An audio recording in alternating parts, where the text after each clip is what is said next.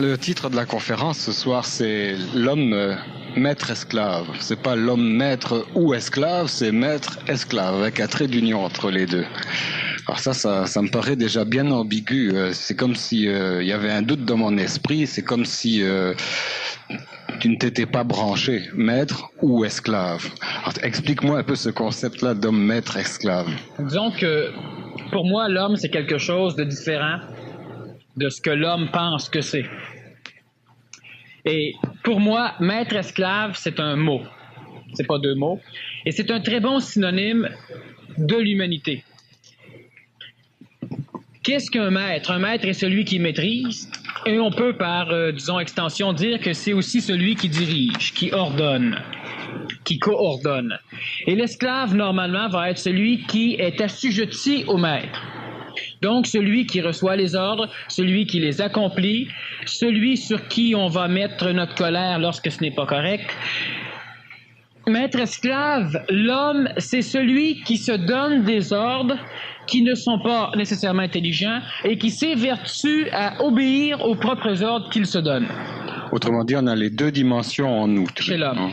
On parle souvent de polarité, de dualité, et l'homme, en plus d'avoir une vision intellectuelle et une vision intuitive, il est dans son comportement psychologique et le maître et l'esclave.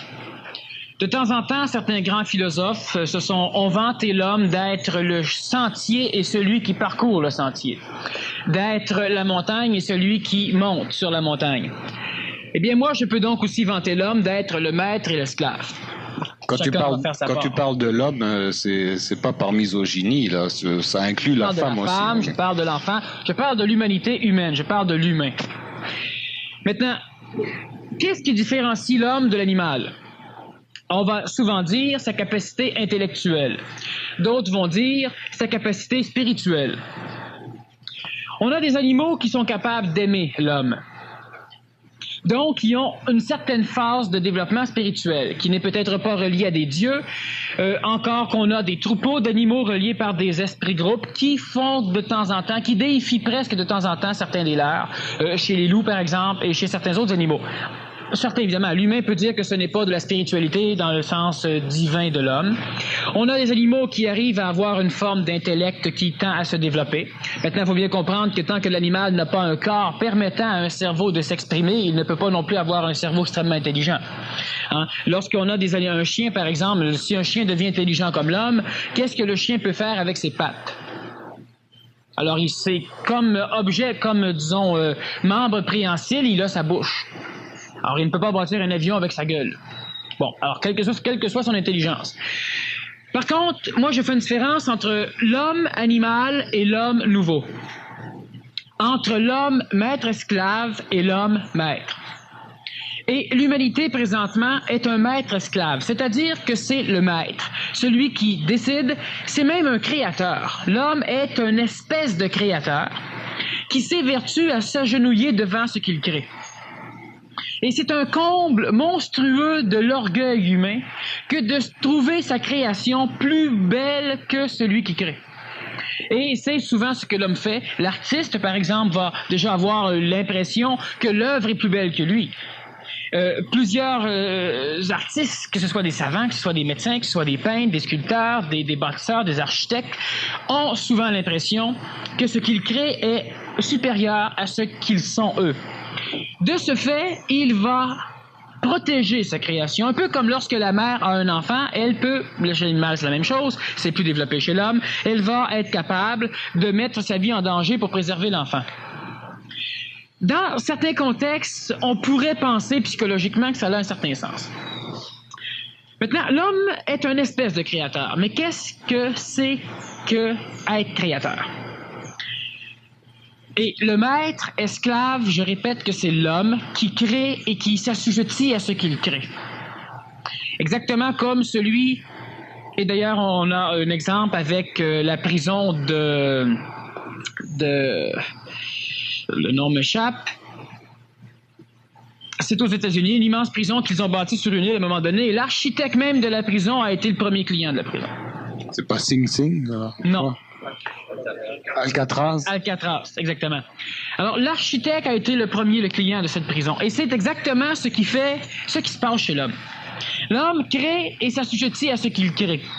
De ce fait, l'homme s'instruit lui-même de sa médiocrité. De ce fait, l'homme refuse de se voir comme il est, parce que l'homme, à la longue, de par sa propre éducation, par sa propre auto-éducation, il ne peut pas supporter le poids de sa connaissance. Et il transfère le poids de sa connaissance dans ses créatures et il s'assujettit à écouter sa créature. Exactement comme celui qui finit par mettre plus d'importance sur son automobile que sur lui. Il est assujetti à ce que l'homme a créé. Vu que nous vivons en collectivité, il est évident que ce n'est pas moi qui crée l'automobile, mais l'humain crée des choses et l'humain s'assujettit à ces choses. Maintenant, quand tu parles de créer et d'être assujetti à ce qui a été créé, est-ce que c'est seulement au plan physique? Non. Ou il y a d'autres dimensions là, non? Le maître-esclave, c'est au niveau psychologique. Et le niveau psychologique va assujettir l'homme au niveau de la matière. Qu'est-ce que créer? Lorsque je crée, je peux par exemple créer, ou penser créer, croire que je crée, lorsque j'exprime une idée. Mais cette idée, qu'est-ce qu'elle est? Est-ce que c'est une idée qui me vient soudainement et que j'exprime? Si l'idée me vient, qui fait venir cette idée chez moi? Est-ce que je crée? Ou si j'exprime quelque chose d'autre que moi? Si je dis non, l'idée vient de moi, comment pouvons-nous savoir qu'une idée vient de nous? Comment pouvons-nous savoir que nous pouvons créer de cette façon? Si nous prenons, le verbe créer dans le sens alchimique de transmuter, c'est-à-dire de prendre quelque chose comme du bois, de le couper, de le fendre en planches et de bâtir une maison. J'ai créé dans le sens j'ai transformé la matière. Mais est-ce que l'homme est un créateur authentique ou si l'homme n'est que l'expression d'une énergie créatrice?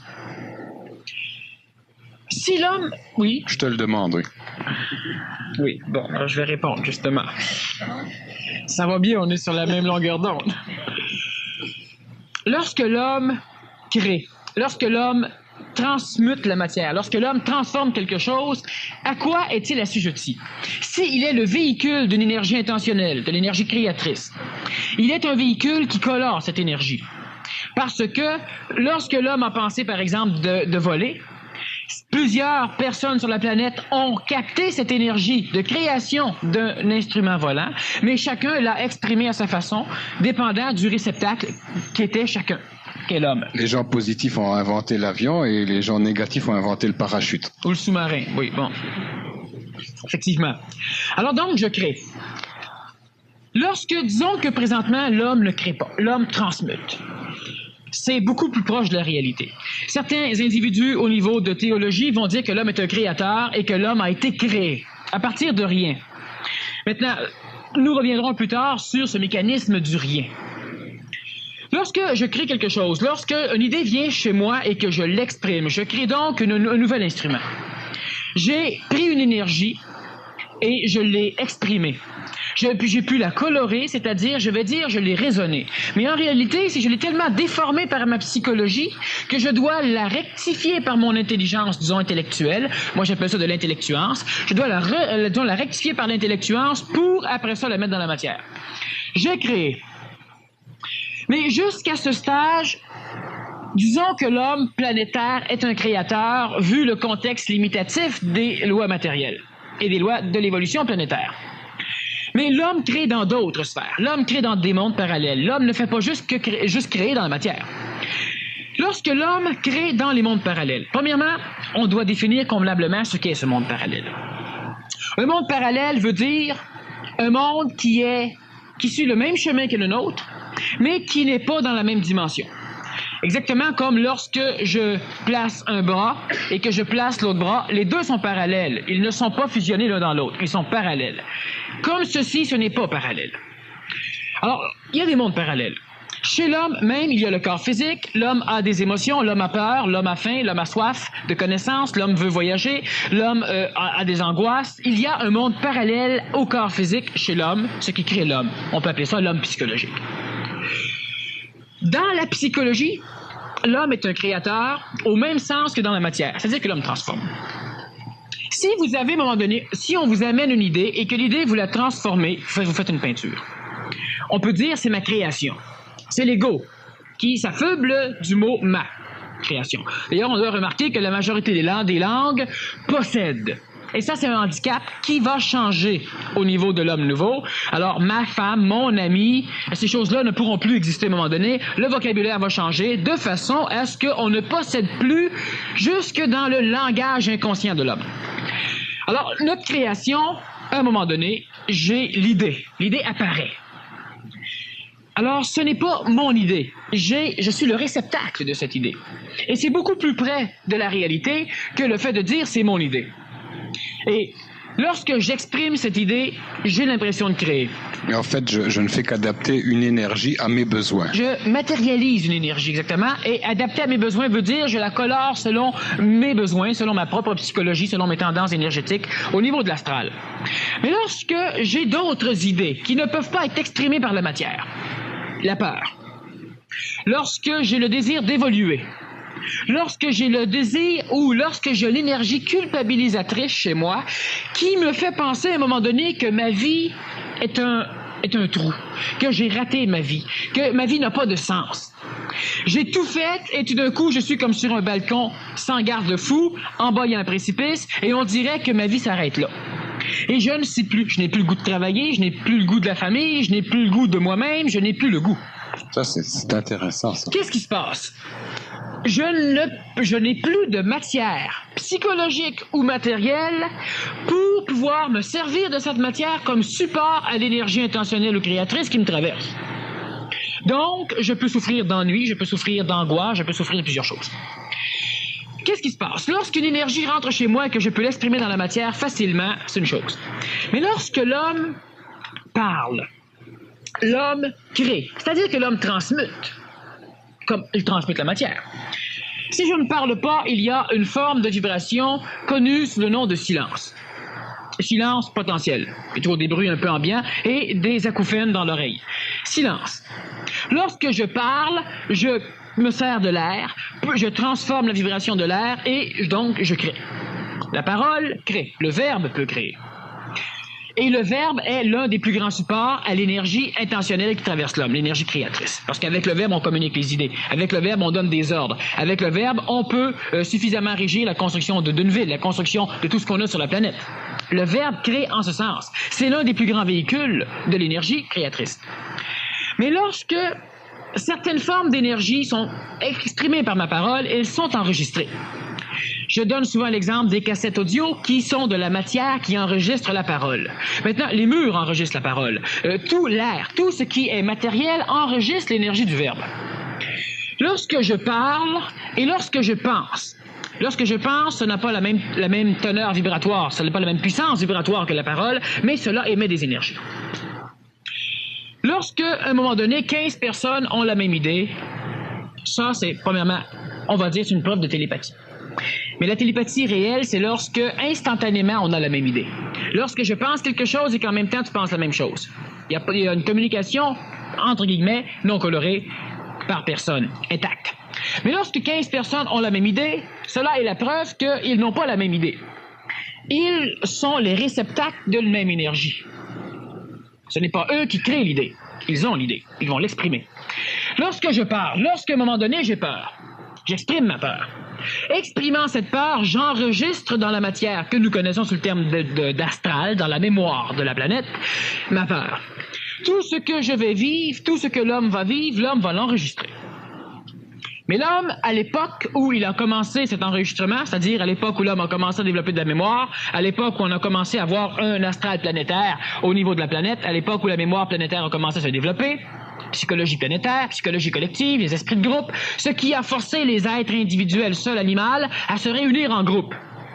C'est qu'ils percevaient dans cette unité une force, un égrégore qui s'appelle l'esprit de groupe et qui pouvait aider, rendre plus puissant le groupe. Chaque être humain devenait plus puissant dans le groupe. Et l'homme n'a pas compris ce mécanisme à l'époque préhistorique, mais l'homme l'a vécu. Parce que l'homme était attiré. L'homme le comprenait dans le monde parallèle de l'astral sans le comprendre dans son monde intellectuel ou sans le comprendre dans son monde conscient psychologique. Dans son inconscient astral, l'homme le comprenait. L'homme sentait cette force. Donc l'homme s'est réuni et de ce fait, l'homme a commencé, il s'est nommé un chef. Le chef est mort. on a créé le culte des ancêtres. Qu'est-ce que c'est le culte des ancêtres? Et je répète bien, on a créé le culte des ancêtres. Culte qui va soumettre l'homme pendant des milliers d'années. Culte qui va faire peur à l'homme pendant des milliers d'années. Certains parmi vous ont déjà été, lorsqu'ils étaient jeunes ou peut-être adolescents ou même adultes, ont déjà eu cette idée, à un moment donné, de prendre quelque chose de matériel, une bague, un pendule, un pendentif, un crayon, une photo, et ils ont soudain donné de l'importance à cet instrument. Cela peut être un terrain aussi, une montagne, un arbre. Et on a commencé à donner de l'importance à cet instrument matériel. Et à un moment donné, on le respectait, l'instrument matériel. Et certaines personnes n'ont pas réussi à se débarrasser de cet instrument parce qu'ils ont peur de violer quelque chose au niveau du respect qu'ils ont envers cet instrument matériel. Et certains ont réussi à s'en détacher à un moment donné, mais ils n'étaient pas sûrs, ils doutaient. Donc du culte des ancêtres, on est passé à un culte du passé ou de la mémoire. Oui. Oui, c'est ça. Alors, qu'est-ce qui arrive? C'est que chaque fois que l'homme vit quelque chose, l'homme l'exprime. Et chaque fois que l'homme exprime quelque chose, cela est enregistré dans la mémoire planétaire et automatiquement, l'homme a, parce que l'homme vit sous plusieurs plans, l'homme vit dans le plan physique, dans le plan vital, dans le plan astral, dans le plan mental, et chaque fois que l'homme entre en contact par le biais de son plan psychologique, de son plan astral individuel, avec cette entité d'esprit de groupe, cette entité collective, cette spiritualité collective, l'homme automatiquement reçoit ces énergies de cette région, de cette sphère de l'astral qui a été créée et énergisée par l'homme au cours de milliers d'années. Maintenant, ce millier d'années éduque l'homme, peut donner l'impression à l'homme que ces choses ont toujours été. Donc, qu'elles n'ont pas connu de commencement et qu'elles n'ont pas connu de fin, ou qu'elles ne connaîtront pas de fin. Par rapport à l'homme qui peut prendre conscience par l'expérience de la naissance d'un enfant et de la mortalité d'un homme, de naître. Donc, lui, il se croit limité dans le temps, naissance et mort, et connaît des choses qui n'ont ni naissance ni mort. Lorsque un être en France, à un moment donné, a trouvé une tortue, il l'a conservée.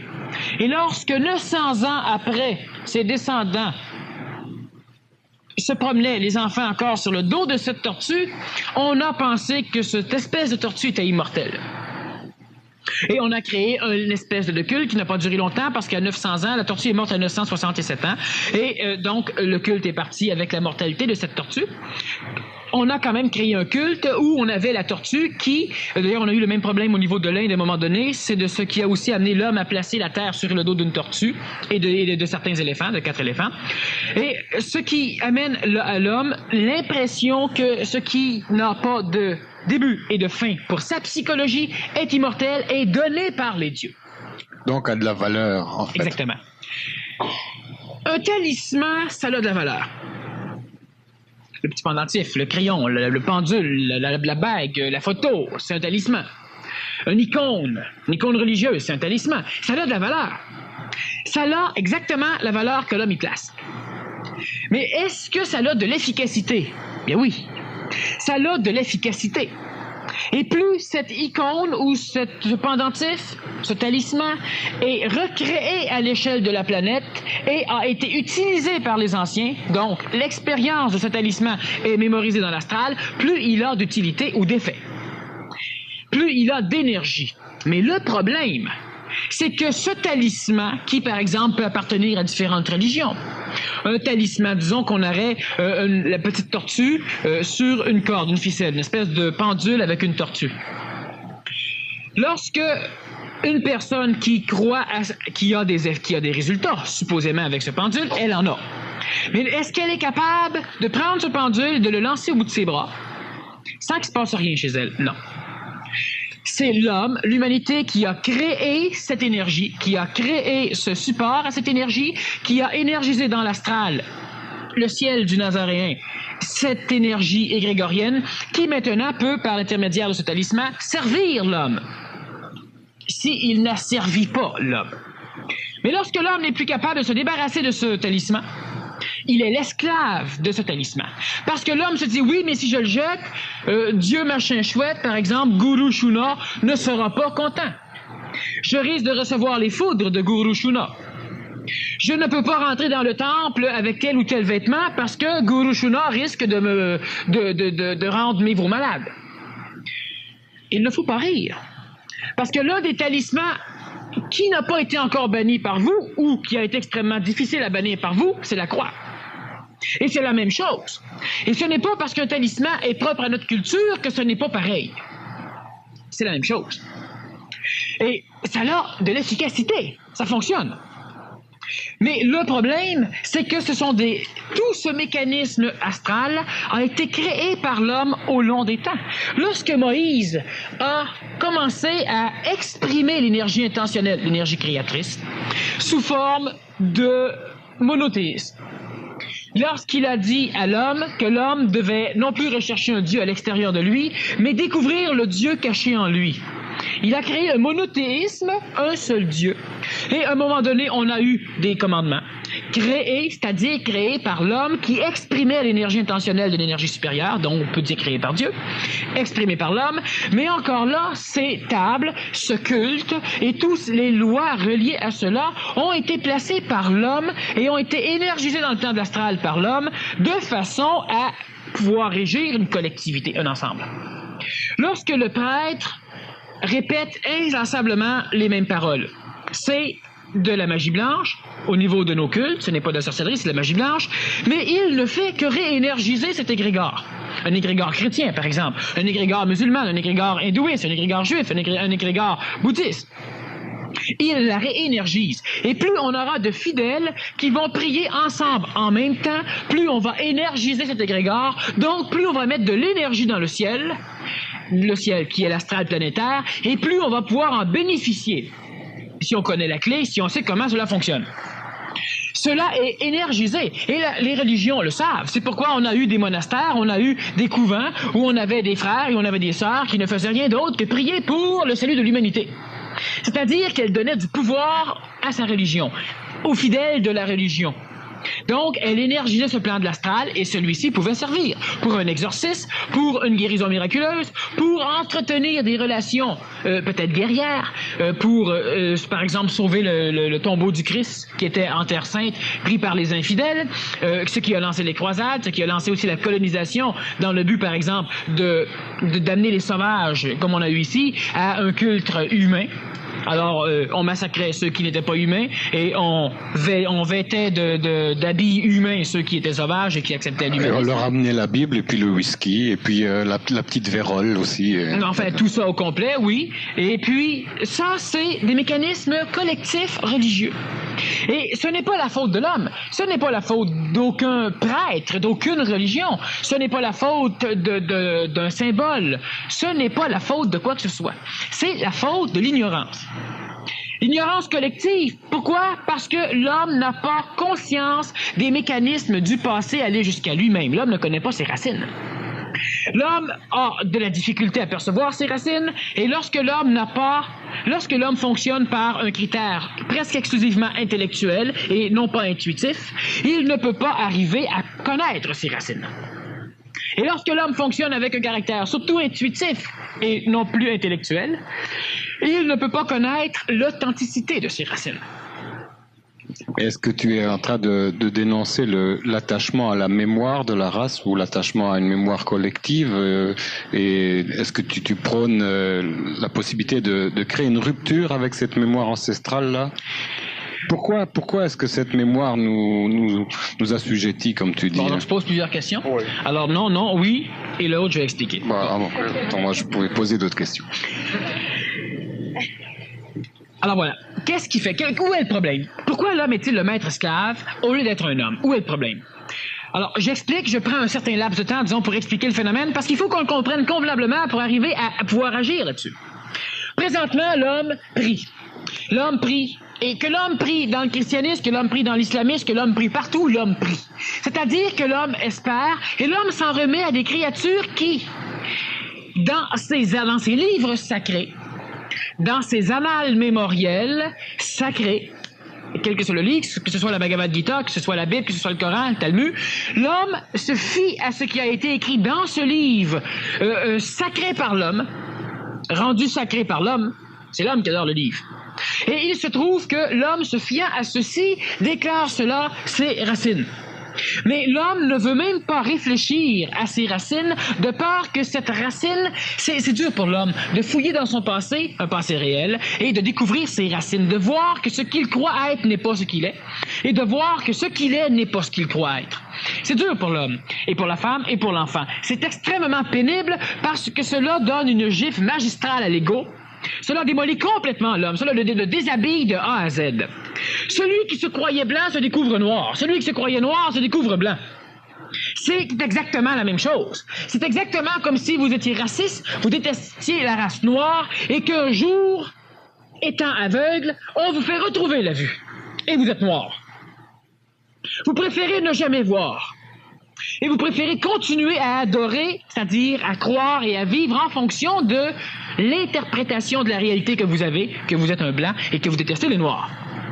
C'est un peu le même phénomène qui va se passer au niveau de l'homme psychologique qui découvre ses racines. Qu'est-ce qui arrive? Il arrive ceci.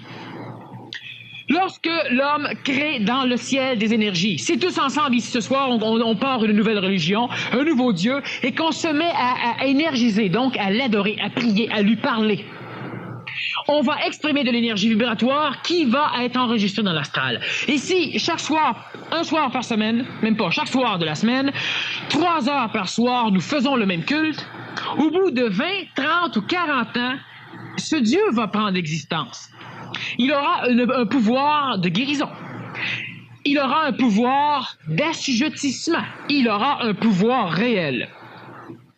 Le seul problème ou une chance, c'est que ce genre de création humaine, dans le plan parallèle de l'astral, a le pouvoir que l'homme lui donne. Il n'a aucun autre pouvoir. Alors on pourrait dire c'est sécuritaire. C'est sécuritaire tant que l'homme le sait. Mais si l'homme ignore que ce monde parallèle de l'astral n'a pas d'autre pouvoir que ce que lui a donné, il donne n'importe quel pouvoir à ce monde parallèle parce qu'il croit que ce monde parallèle a tous les pouvoirs. Il a toutes les possibilités. Il a tous les droits. Il croit même que c'est ce monde parallèle qui gère l'évolution de l'homme. Donc, lorsqu'il s'en fâche quelque part, il dit c'est parce que c'était dû. Donc, il donne le pouvoir au monde parallèle de le faire enfarger quand cela va lui tenter. Lorsque l'homme est malade, lorsque l'homme perd des personnes d'une façon stupide, il croit que c'est un Dieu quelconque qui les a appelés. Donc, il donne au monde parallèle le pouvoir d'appeler l'homme. Et il donne au monde parallèle le pouvoir de punir l'homme. Parce que l'homme n'est pas capable d'assumer lui-même sa propre éducation, il l'a donné à ce Dieu qu'il a créé lui-même. Regardons bien, on a des énergies supérieures à l'homme. Énergies que je n'appellerai jamais Dieu. On a des énergies qui sont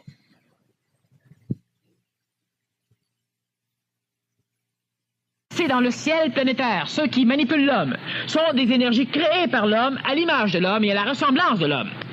Et c'est pourquoi ces dieux sont colériques. C'est pourquoi ces dieux ont des armées. C'est pourquoi ces dieux peuvent être frustrés si nous faisons quelque chose qui n'est pas selon leur propre loi. C'est pourquoi ces dieux sont à l'image de nos plus grands dictateurs ou de nos plus grands rois. Ces dieux ont été créés par l'homme à l'image de l'homme. Il y a d'autres énergies supérieures à ces dieux et qui peuvent entrer en contact avec l'homme, énergie que certaines personnes pourraient dire « Ah oui, mais moi, c'est ça que j'appelle Dieu. » Non. L'homme ne connaît pas Dieu et le seul Dieu que l'homme connaît est un Dieu qui dirige l'homme, un Dieu qui punit l'homme ou un Dieu qui se fout de l'homme. Lorsque vous faites quelque chose de mal, vous faites un péché et vous allez être puni par un Dieu quelconque. Ou vous ne serez pas sauvé. Ce Dieu va se foutre de vous. Un Dieu créateur de l'homme, créerait-il un homme comme l'humanité présente?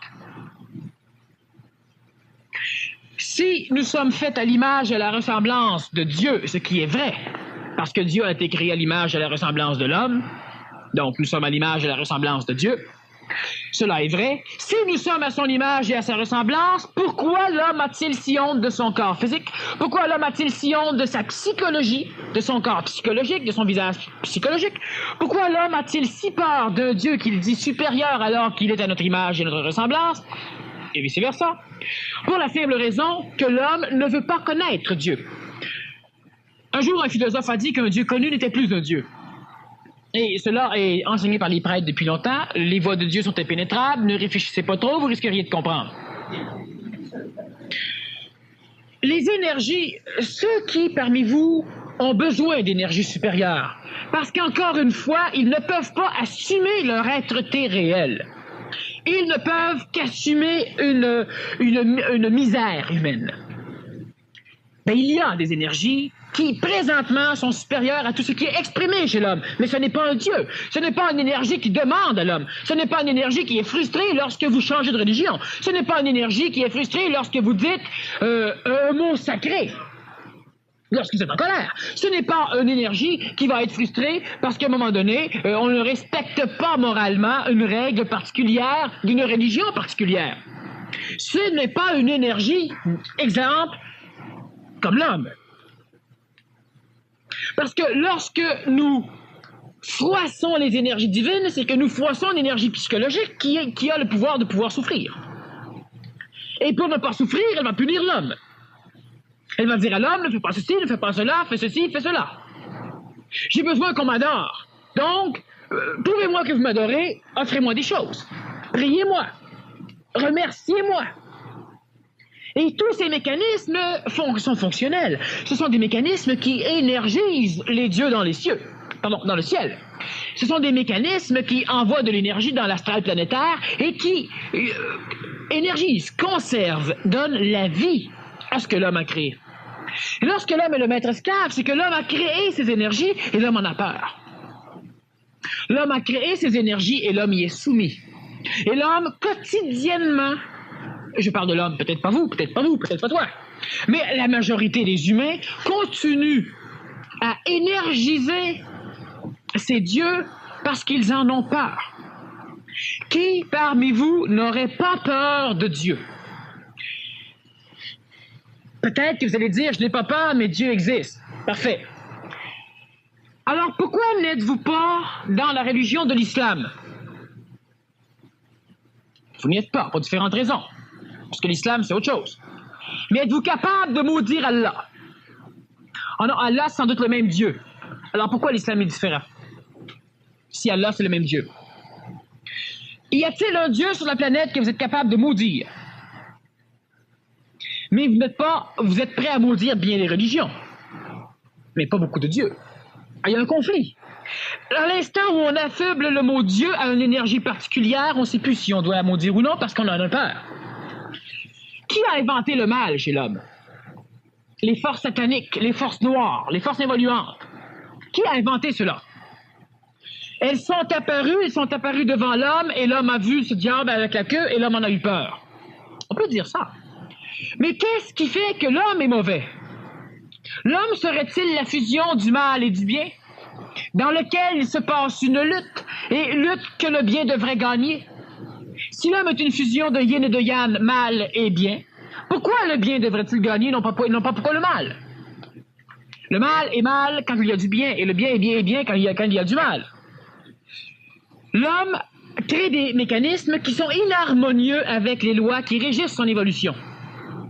L'homme n'est pas écologiste. De ce fait, l'homme agit mal. Et de ce fait, l'homme souffre. Et de ce fait, l'homme a peur de réagir mal, encore une fois, pour ressouffrir. Et de ce fait, l'homme appelle cela le mal. L'homme appelle cela mal agir. L'homme appelle cela mal faire. Et là, on invente le péché. Et lorsque nous avons peur d'énergie. Pourquoi certaines personnes voient-ils des fantômes et d'autres n'en voient-ils pas? Parce que certaines personnes attirent les fantômes et d'autres ne les attirent pas. Et qui attire le fantôme? Celui qui va avoir peur du fantôme. Celui qui va être capable d'énergiser le fantôme. Celui qui va être capable d'émettre suffisamment d'énergie à l'apparition de fantôme pour lui donner corps. Pour le conserver, pour que celui-ci revienne s'énergiser de temps en temps. On a un culte présentement aux États-Unis qui monte, d'ailleurs, qui monte extrêmement bien. C'est le culte du diable. Le culte de Satan. Alors qu'on avait presque perdu le mot Satan dans nos esprits, alors que cette énergie était presque disparue, on a plus d'1 million de personnes, on a même plus que des millions de personnes présentement qui font partie de l'Église du diable et qui adorent Satan. Ces hommes ne maudiront pas Satan, pour les mêmes raisons que vous ne maudirez pas Dieu. Ces hommes se voient guéris miraculeusement, comme certains ont été guéris par leur religion anti-Satan. Ces hommes ont un pouvoir financier, comme certains autres en ont eu avec leur religion blanche. Ces hommes ont la même chose que ceux qui sont contre Satan. Alors, qu'est-ce qui se passe? Il se passe simplement que l'homme énergise un pouvoir dans l'astral et que l'homme se sert de ce pouvoir. Mais le problème, c'est que l'homme n'arrive pas. Qu'est-ce que vous créez? Chaque fois que vous avez peur de la mort, vous créez quelque chose, un nuage dans l'astral qui va vous suivre et qui va vous rappeler de temps en temps que vous avez peur de la mort. Parce que chaque fois que l'homme crée quelque chose dans le monde de l'astral, cette chose est identifiée par l'homme. Elle a un pouvoir d'identification mineure qui fait en sorte qu'elle a peur de mourir. De ce fait, elle tend à revenir chez l'homme pour que l'homme la réénergise, pour que l'homme l'entretienne sa vie. L'homme crée et l'homme se fait un devoir de ne pas tuer ce qu'il crée, même lorsqu'il fait des erreurs. L'homme est comme un général militaire. Le général refuse de se rendre, même à l'évidence. Et l'homme qui a créé, par exemple, différentes peurs, qui a créé différents désirs spirituels. Parce que lorsqu'à un moment donné, l'homme se donne une mission, qu'est-ce qu'il fait? Il n'a rien, il ne veut rien. Tout d'un coup, il trouve que la société est pourrie. Il a une idée. Idée qui vient d'un égrégore collectif. Plusieurs personnes ont cette idée. Certains la nourrissent régulièrement. Ils ne font rien, mais la nourrissent. Et là, on a l'idée que c'est pourri. Et là, on regarde la société, et là, il la voit pourrie. Avant, il ne la voyait pas pourrie. Maintenant qu'il a les yeux colorés par l'astral, il voit la société pourrie. Et l'homme se dit, je devrais la changer. Je vais faire une révolution. Et c'est important. Et l'homme part. Qu'est-ce qu'il y a d'important? Rien. L'homme énergise, et l'homme doit parler pour énergiser, l'homme doit convaincre pour créer un culte, l'homme doit passer de porte à porte pour créer un culte. Parce que l'homme doit parler, parce qu'en parlant, l'homme énergise le ciel, l'homme énergise l'égrégore spirituel qu'il crée, et l'homme énergise sa religion. De ce fait, lorsque l'homme se couche, l'homme voyage dans les mondes de l'astral, et l'homme visite, et l'homme est visité par ce qu'il a créé, et l'homme se sent réénergisé. C'est sûr qu'un homme va rencontrer un Dieu dans l'astral. Certains ne croient plus en Dieu, croient à des maîtres. Ces maîtres existent. Ces maîtres existent comme les dieux existent. Le seul problème, c'est que l'homme les a créés et il y avait une raison intelligente à la création de ces dieux. Mais lorsque le créateur a maintenant peur de ce qu'il crée, qu'est-ce que c'est avoir peur de ce qu'on crée? Je prends un exemple encore plus facile à aller chercher. Bien facile. Mon frère n'est pas encore arrivé. Peut-être qu'il y a eu un accident, hein, il pleut beaucoup. Et l'autre répond, dis pas des choses de même, ça pourrait arriver. J'ai un petit pouvoir. Alors pourquoi ça pourrait arriver? Pourquoi en as-tu peur? Voyons donc, ça se peut qu'il y ait un accident. Arrête de parler comme ça porte malheur. Pourquoi? Pourquoi ça porterait malheur? Parce que je dis quelque chose et que inconsciemment dans le monde de l'astral, je connais les mécanismes qui régissent l'astral et je sais inconsciemment, d'une façon presque consciente, qu'effectivement, la parole, la pensée a un pouvoir décisionnaire dans le monde de l'astral, ce qui peut influencer un être et lui amener à faire certains gestes. Parce que l'homme crée et l'homme exécute. L'homme reste assujetti. Et pourquoi lorsque je dis achète un billet de loterie, tu vas gagner. Ben non, je gagnerai pas. Pourquoi l'homme dit pas? Elle dit pas ça, je pourrais gagner. Pourquoi c'est toujours quelque chose de mauvais qu'on pense qui va arriver quand on le dit, mais jamais quelque chose de bon qu'on pense qui va arriver quand on le dit? Est-ce que ça veut dire que c'est parce qu'on s'adresse à des dieux qui sont des créations psychologiques de l'homme? En fait, est-ce que la différence que tu fais entre les dieux dont tu as parlé et puis Dieu, ce serait que les dieux seraient des créations qui auraient les caractéristiques de la psychologie humaine et que Dieu serait une énergie indifférenciée? Disons que le mot Dieu encore, c'est un mot que je n'aime pas. Mais tu en parles tout le temps, ça fait que j'essaie de comprendre, moi.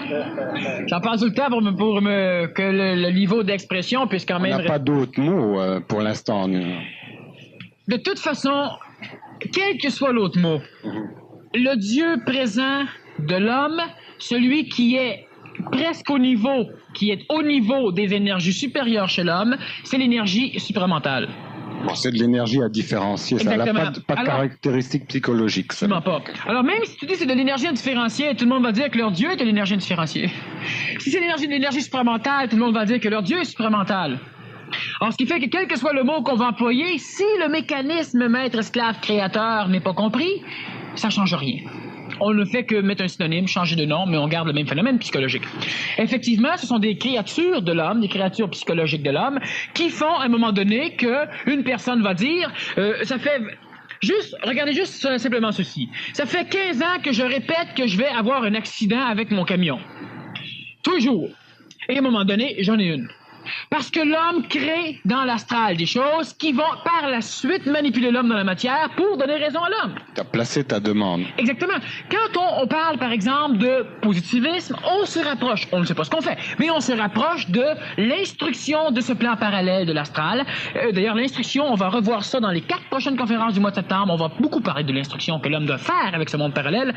L'homme doit, à partir de constatations mentales, instruire les dieux de ce qu'il attend d'eux. C'est ce que l'homme fait. L'homme le fait depuis le début des temps. L'homme instruit, mais d'une façon totalement inadaptée. Lorsque vous avez un enfant qui, par exemple, les professeurs ou les parents, et vous lui dites, vous suppliez l'enfant d'arrêter de faire du bruit, par exemple. Ça ne marche pas. Et lorsque nous supplions les dieux de nous guérir, de guérir ma tante Ilsa, de nous donner de l'argent, de réparer mon char, de faire qu'il pleuve plus parce que j'ai des cultures en train de mourir, que ça tue toutes les sauterelles parce que j'en veux plus, que ça n'en fasse pousser plus parce que je suis un collectionneur.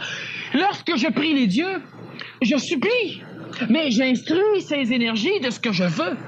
Et si on est 1 million de personnes à instruire les dieux de la même chose, on aura le résultat presque instantanément. Donc, est-ce qu'on peut dire que les dieux sont une mémoire collective aussi? Les dieux sont une mémoire collective. C'est ce qui assujettit dans la haute sphère spirituelle psychologique l'homme. Il peut rien sortir de nouveau, alors, d'une mémoire collective? Non, il ne sort que ce que l'homme met dedans. Évidemment, c'est transformé, parce que, bon, il y a plusieurs phénomènes qui vont se passer dans l'astral collectif, comme il s'en passe dans l'astral mémoriel de l'homme. L'homme finit par oublier ce qu'il a appris. L'homme croit avoir appris d'autres choses. Les mémoires se transmutent. L'homme oublie des choses. Et l'homme, recrée du passé pour se rappeler, pour béatifier des mouvements, des moments qu'il a vécu, et il les rend plus jolis, pour aller dire des mouvements qu'il a vécu et qui lui ont déplu, pour les détester encore plus. Et chaque fois que l'homme fait quelque chose dans ce genre, l'homme crée un égrégore. Et tout ce qui est similaire, parce que l'amour, ça existe. L'amour psychologique, mais l'amour qui est une loi simplement d'attraction existe. Et tout ce que l'homme crée, qui est par exemple, de la haine se réunit dans le plan planétaire, au niveau de l'astral, et tout ce que l'homme crée, qui est de l'amour psychologique ou de l'amour apparemment, détaché, se réunit dans l'astral et crée le monde parallèle spirituel, l'astral spirituel, et on a différents astrales jusqu'à l'astral infernal. Mais est-ce que toutes ces créations-là sont obligées un jour ou l'autre de se manifester sur le plan physique? Est-ce qu'il y a une répercussion sur le plan physique? Bon, cela va arriver de temps en temps lorsque une énergie immense qui a un pouvoir, c'est comme l'argent. Hein? Lorsqu'une compagnie immense qui a un pouvoir financier, ben, lorsqu'elle est en train de perdre en vitesse, elle fait de la publicité. Et c'est la même chose qui se passe au niveau du monde de l'astral. Lorsqu'on a un égrégore incommensurablement immense, créé et énergisé par des milliards de personnes au cours de milliers d'années, et que celle-ci est en perte de vitesse à un moment donné, elle s'autodigère, parce qu'à un moment donné, la religion disparaît. Les dieux qui faisaient peur à nos ancêtres et qui ont été enterrés par nos religions nouvelles ne font plus de mal à personne. Mais elles ont déjà créé des problèmes. Elles ont fait effondrer des cathédrales, elles ont fait effondrer des temples, elles ont fait tomber des statues. À Rhodes, on a eu des problèmes. En Grèce, on en a eu. En Perse, on en a eu. À Alexandrie, on en a eu. En Égypte, on en a eu un peu partout. Mais ces dieux, les dieux romains, entre autres, qui ont été remplacés à un moment donné par le dieu judéo-chrétien, ces dieux causaient des problèmes à l'homme. Jusqu'à temps que, manque d'énergie, ces religions vouées à l'extinction, elles meurent. Et ces dieux ne nuisent plus. Ces dieux n'existent plus.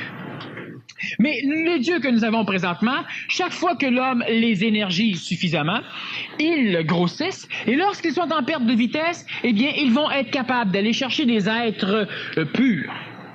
C'est-à-dire des êtres qui n'ont pas été colorés par cette religion. Pur dépend du point de vue. Parce que faut bien comprendre que le monoxyde de carbone pur, c'est un gaz pur. Mais que pour l'homme, c'est un poison. Hein? Alors, pur, faut comprendre. Alors, ce qui arrive, c'est qu'à un moment donné, on va se servir de ces énergies de ces personnes et on va faire apparaître différents mécanismes, différentes choses qui peuvent réénergiser, publiciser le phénomène et automatiquement, la ferveur reprend et on recommence à croire et à énergiser d'une façon incroyable cette énergie et là, on va disparaître. Pourquoi avons-nous des miracles dans différentes religions? Il n'y a pas que dans la religion chrétienne qu'on a des apparitions, par exemple, ou des miracles dans plusieurs religions, mais on n'en a pas régulièrement. Parce que ce n'est pas nécessaire régulièrement. Parce que lorsque le produit est vendu, l'homme achète. Et lorsque l'homme cesse d'acheter, on refait la publicité. Et c'est toujours lorsque c'est en baisse qu'il y a une apparition, et c'est normal. Mais le problème, c'est encore une fois que l'homme s'agenouille devant ces créatures. Le Nazaréen est le plus bel exemple d'instructeur intelligent de l'homme, intelligent en ce sens qu'il s'est servi de l'incompréhension humaine d'une façon écologique pour ne pas détruire l'homme. Parce que couper les liens complètement avec quelque chose qui supporte l'homme longtemps, c'est presque de tuer l'homme, c'est tuer l'homme. Si on ne tue pas l'homme lui-même se tue après. Alors, ce qui fait qu'il faut faire attention. Mais lorsque le Nazaréen est arrivé avec son Père dans le ciel, lorsqu'il a transmué ce phénomène et qu'il a parlé de son Père dans les cieux, lorsqu'il a dit « je suis », après, il n'y a plus de Père.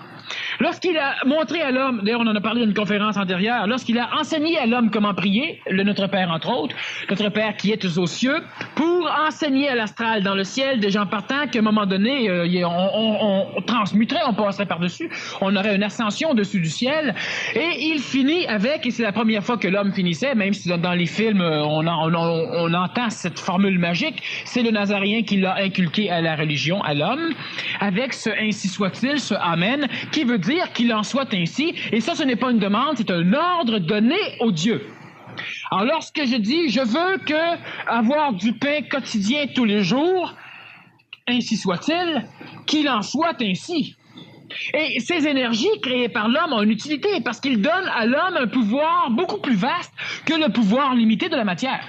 Je peux, par l'intermédiaire de la compréhension de ces énergies, avoir créé des événements qui vont être écologiquement en harmonie avec moi ou avec ma société. Donc, cela est bon. Mais cela est bon à la condition que lorsque le pain quotidien, je ne l'ai pas, ben là, il faut qu'il en entende parler. Parce que ce sont des énergies de la psychologie de l'homme qui fonctionnent et qui doivent servir l'homme. Alors, tous les dieux sont créés finalement par nos craintes et nos espoirs. Exactement. C'est ça qui les continuellement, sauf peut-être certains dieux qui à l'origine ont été créés par intelligence, parce que cela permettait à une collectivité de se réunir, cela donnait une énergie de groupe collectif, de créer une société dans le monde de l'astral pour retraduire cette société dans le monde de la matière, dans le monde de l'homme. Et là, il y a une intelligence. Tu groupes l'homme pour que l'homme travaille de concert, comme dans l'astral. Et comme l'amour astral dans le monde parallèle est beaucoup plus facile que l'amour dans le monde de la matière, parce qu'il n'y a pas la distance qui nuit à l'amour dans le monde de l'astral, c'est-à-dire que tout ce qui est similaire se rejoint facilement dans l'astral, tandis que dans la matière, ce qui est similaire ne se rejoint pas parce qu'il y a la limitation matérielle. Donc, on crée ce phénomène sociétaire dans l'astral, cette religion, ou encore ce gouvernement, ce drapeau, cette nation, et cela groupe le monde, les réunit. Donc, de temps en temps, on a eu des religions créées par l'intelligence, mais elles ont tous été énergisées par l'espoir et les craintes de l'homme. Et si demain, en supposant qu'on idéalisait une société dans laquelle il n'y aurait ni crainte ni espoir, pas dans un sens de désespoir, là, mais dans un sens de ne pas attendre d'après la divine providence, qu'est-ce qui deviendrait de ces dieux-là? Ou de ce plan astral, là, en fait. Bon. Là. Lorsque ces temps vont venir de toute façon, et lorsque l'homme parle de temps en temps par différents mécanismes apocalyptiques, des mécanismes de lecture de l'astral qui annoncent à l'homme des apocalypses, des guerres et des choses, lorsque l'homme parle de ce genre de temps, de ces temps qui devraient venir dans l'avenir et dans peu de temps, selon certains, il y aura une guerre entre les sans espoir, sans désespoir, donc les maîtres, et les maîtres esclaves assujettis par les dieux du ciel, et ces hommes serviront d'armée à ces dieux du ciel qui tenteront de réénergiser, de prouver à l'homme conscient que dans sa conscience, il est inconscient. Et évidemment, c'est un mécanisme qui va être extrêmement pénible parce que, encore là, lorsque nous parlons, de toute manière, dans l'astral, il y a toujours des bribes de vérité. De vérité veut dire une espèce de reflet presque non déformé de la réalité. Parce que la vérité, c'est toujours injuste. Il y a, par exemple, lorsque nous parlons des élus. Qu'est-ce que c'est l'élu? Ben, l'élu, c'est pas celui qui va passer un vote et c'est pas celui qui a fait tant de bonnes actions. C'est celui qui, à un moment donné, sera là où il doit être lorsque ce sera le temps d'être là. C'est tout. C'est ça, un élu. Et à un moment donné, même les élus pourraient être trompés. Cela veut simplement dire qu'à travers tous les phénomènes du plan de l'astral, il y aura des choses qui vont se passer. On parle du Nazaréen qui revient. Mais on ne parle pas de la conscience spirituelle du Christ qui revient chez l'homme. On parle de l'être qui un jour n'a pas voulu être le chef de rien et qui un jour a dit à l'homme que l'homme ferait des choses comme lui et même plus. Mais l'homme s'est toujours refusé de faire plus parce que l'homme se dit si je fais plus, je vais les frustrer. Alors l'homme ne fait pas plus. L'homme qui fait des miracles, la religion ne reconnaît pas. L'homme qui guérit, on y va, hein, il passe au cash. Parce qu'on ne veut pas reconnaître. Celui qui marche sur les eaux, c'est un fumiste. Tout le monde sait ça. Seul le Nazaréen doit marcher sur les eaux. Au pis-aller, peut-être Bouddha. Bon, alors ce qui arrive, c'est qu'il va y avoir effectivement une lutte assez monstrueuse dans l'astral, possiblement dans la matière, entre les forces divines du ciel, donc ces créatures, ces créations de l'homme, qui vont assujettir des armées matérielles, possiblement, de façon à... Lorsque certains disent que les forces positives, même que le Christ, le Nazaréen, va venir de l'Union soviétique, l'Union soviétique est par définition athée. Elle est croyante, mais pas de la même façon. Elle n'énergise pas des collectivités ou des collections astrales comme le reste de la planète le fait. Ils ont leur égrégore qui s'appelle peut-être nationaliste, qui est défini par le terme camarade. Tout à l'heure, nous parlions qu'à un moment donné, l'homme va perdre dans sa phraséologie le terme possessif, mon mari, ma femme, mes enfants, mon ami. Et en Union soviétique, c'est déjà réglé. Et ce n'est pas ma femme, mais c'est camarade machin. Bon, mais c'est quelque chose, c'est un antipode. Parce que présentement, sur la Terre, il n'y a pas de synthèse de quoi que ce soit, il n'y a que la thèse et l'antithèse. Mais ces deux mécanismes devront se réunir à un moment donné pour s'autodétruire mutuellement, de façon à ce qu'il ne reste plus rien. Et lorsqu'il n'y a plus rien, lorsque tout ce qui peut disparaître disparaît, il ne reste que ce qui ne peut pas disparaître. Et c'est souvent ce qui est camouflé par ce qui a des tendances à disparaître. Et tout ce qui peut disparaître est beaucoup plus énergisé par l'homme que ce qui ne peut pas disparaître. Alors ça, c'est très énigmatique, là, mais encore. Mais encore. Est-ce qu'on peut envisager un monde qui vivrait sans la dimension astrale ? Supposons qu'il y ait cette guerre dans les cieux, puis sur le plan physique également, advenant que la dimension astrale soit détruite, est-ce que ça aura l'air de quoi, l'homme de demain sans dimension astrale? Autrement dit, sans émotion, est-ce que c'est envisageable, ça? Bon, la dimension astrale ne sera pas détruite, pas pour l'instant. Par contre, l'homme va simplement apprendre à travailler en collaboration, mais d'une collaboration de maître à esclave avec cette dimension de l'astral. Ce qui est différent. Ce n'est pas exactement comme si on disait, à un moment donné, on a eu un concept philosophique qui disait que la matière était nuisible à l'évolution de l'homme. Les matérialistes, les fautifs, et ceux qui n'étaient pas matérialistes avaient une chance d'évoluer. Donc, on avait l'impression que la matière nuisait. Alors, démolir la matière, c'était régler le problème. L'homme était assujetti à cette matière, donc l'homme était l'esclave. Et lorsque l'homme fabriquait quelque chose, l'homme avait peur de le perdre, ce qui est encore un peu le cas aujourd'hui. Donc, plus l'homme fabrique, plus l'homme s'assujettit à ce qu'il fabrique.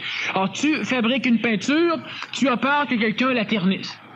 Tu es esclave de ta création. Tu achètes une auto matériellement et tu as peur qu'on la porte. Tu es l'esclave de la création de l'homme. Lorsque tu as une maison, tu as différentes peurs liées à ta maison.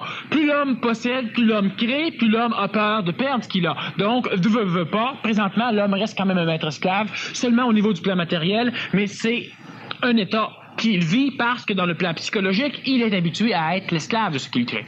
Bon. L'homme qui, par exemple, va arriver à une étape où il va prendre conscience que la matière doit le servir, il n'aura plus dédain de l'argent. Il ne volera pas pour autant, parce qu'il n'aura pas peur que la matière le trompe. Mais il n'aura pas dédain de l'argent, il n'aura pas dédain de la matière, il se servira de la matière.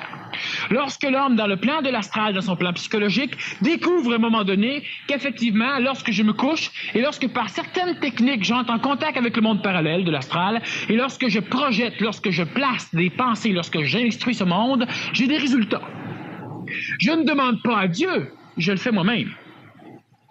Et certains vont dire, oui, mais tu vas payer pour.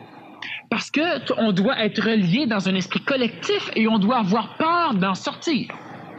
Et ça, c'est... Pourquoi qu'on en a peur? On a peur d'en sortir parce que l'égrégore, dans l'astral, cet égrégore collectif, a besoin de tout le monde pour s'énergiser. Lorsque l'homme apprend à connaître cette chose, il ne détruira pas le plan de l'astral. Pas pour l'instant. Il doit apprendre à travailler et à rendre esclave, c'est-à-dire à faire fonctionner, à ordonner et à coordonner ce monde de l'astral de façon à ce que celui-ci fasse ce que l'homme veut que celui-ci fasse. Lorsque l'homme a tenté de travailler sur lui, l'homme n'a pas conscience de son état réel. L'homme pense qu'il est réduit dans un corps physique et que le corps astral, au pis-aller, déborde un peu le corps physique par l'aura et que, bon, le corps mental fait partie d'une sphère reliée au niveau de la tête, etc. Mais c'est beaucoup plus vaste que ça. L'homme a des ramifications un peu partout. Exactement comme là je parle et vous m'entendez. Donc, votre oreille va plus loin que votre corps physique. Et lorsque vous voyez, votre vue va plus loin que votre corps physique. Et c'est la même chose au niveau du plan de l'astral. On va fouiller loin, on maudit. Et qu'est-ce qui arrive? Il arrive ceci. Lorsque l'homme apprend, à un moment donné, à contrôler ses mécanismes, à parler avec l'astral, l'homme se désassujettit. L'homme n'a plus peur d'être puni. L'homme n'a plus peur d'être banni. Une apparition dans ta chambre, tu regardes ton calendrier, il n'y a pas de rendez-vous de cédulé, alors ce qui fait que tu lui demandes de s'en aller. Et la chose va vouloir rester, parce qu'elle n'est pas éduquée à t'écouter. Mais tu peux lui faire peur. Alors ça veut dire qu'on n'ira pas dynamiter le plan astral, mais on va plutôt transmuter ses effets sur nous. Exactement. L'astral, c'est quelque chose d'utile. L'astral, présentement, c'est la base qui permet l'exploration ou l'expérience planétaire. Parce que l'astral, on l'a dans le plan psychologique, mais la matière, c'est astral. C'est l'astral, la matière, c'est la mémoire. Ça garde la forme dans le temps. C'est la mémoire. Donc, on a différents strates d'astral. On a l'astral physique, l'astral vital, l'astral psychologique et l'astral mental. Et lorsque nous parlons de l'astral, en gros, nous parlons évidemment du plan psychologique, mais on ne peut pas détruire le plan psychologique. On va devoir détruire, par contre, les liens qui unissent l'homme réel, à ce plan psychologique, à ce plan de l'astral. Ces liens devront être coupés par... On peut évoquer deux choses. Si on parle du concept, le concept lui-même, c'est lorsqu'une personne n'a plus... Lorsqu'une personne perd pendant un moment de sa vie, parce que normalement, ça reste pas longtemps, elle s'agrippe vite. Lorsqu'une personne perd pendant un moment de sa vie, la conscience qu'elle avait de sa présence dans sa vie. Cela veut dire que lorsqu'une personne sait où elle est, elle a une présence, une conscience d'elle, elle a une conscience d'être vivante, elle a une conscience de servir à quelque chose, elle a une conscience, elle a l'impression d'être aimée, d'être utile, de servir. Elle a l'impression d'avoir de la puissance, du pouvoir, d'asservir. Elle a l'impression de souffrir ou d'être heureuse. Du moment qu'il se passe quelque chose dans l'émotivité de la personne, elle a conscience qu'elle est là. Et pour son ego, cela est important parce que cela va déterminer les paramètres de son cheminement d'évolution. Lorsque la personne, à un moment donné, perd le contact qu'elle a, elle, présentement, elle aurait... Parce que vois-tu, la personne, on parle de l'ego. L'ego peut être fragmenté en plusieurs parties. Cela peut causer certaines pathologies chez des personnes. Maintenant, à un moment donné, tu as la conscience, tu as presque plus... Ton corps physique et ton corps mental n'a plus de contact ou presque plus de contact avec l'ego. Et tu ne vois plus rien. Et il reste en toi parce qu'à l'instant même où tu perds le contact avec ton ego, tu recrées un autre ego. qui est minuscule, qui est inexpérimenté, qui date, qui a comme cheminement vécu l'instant même où tu as coupé tes contacts et l'instant où tu prends conscience que tu as coupé tes contacts. Alors, l'ego, cette petite ego qui tend à naître peut avoir vécu 2 secondes, 1 minute, 2 minutes, 1 heure. Il renaît chez l'homme un ego lorsqu'il perd un ego. Tant que l'homme est assujetti, tant que l'homme n'a pas d'énergie mentale ou d'énergie suffisamment supramentalisée pour pouvoir se permettre la disparition de la conscience de vie, l'ego. Lorsque la personne perd ce contact, elle ne souffre plus, elle n'a plus peur, elle n'a plus de joie, elle n'a plus rien. Elle n'a plus de référence. Dans sa psychologie, pour qu'elle puisse dire « je suis », elle prend conscience qu'elle est là, mais il n'y a rien pour pouvoir supporter cette prise de conscience. Et la personne, elle est donc elle perd cette conscience de la vie. Je parle ce n'est pas nécessairement de dire qu'elle a un échec dans sa vie, mais je reviens simplement à l'illusion que je faisais tout à l'heure lorsque la personne arrive sur le bord d'un balcon sans garde-fou et qu'il n'y a plus rien. Elle se ramasse sur un îlot central au fin fond de l'univers où il n'y a plus aucun contexte, il n'y a plus du tout de critères de vie, elle est là, elle seule. Et cet état qui peut traumatiser le plus près, le plus intelligent des hommes de la planète, c'est l'état d'être, qui fait peur. Et lorsqu'une personne vit cet état de choses et qu'elle n'est pas prête à la vivre, elle est automatiquement détruite. L'ego ne peut plus revenir, la personne recherche un ego, il y a un conflit qui se passe, et la personne peut en mourir. Elle en devient folle, ça ne l'en meurt pas. Sauf évidemment si elle est prête.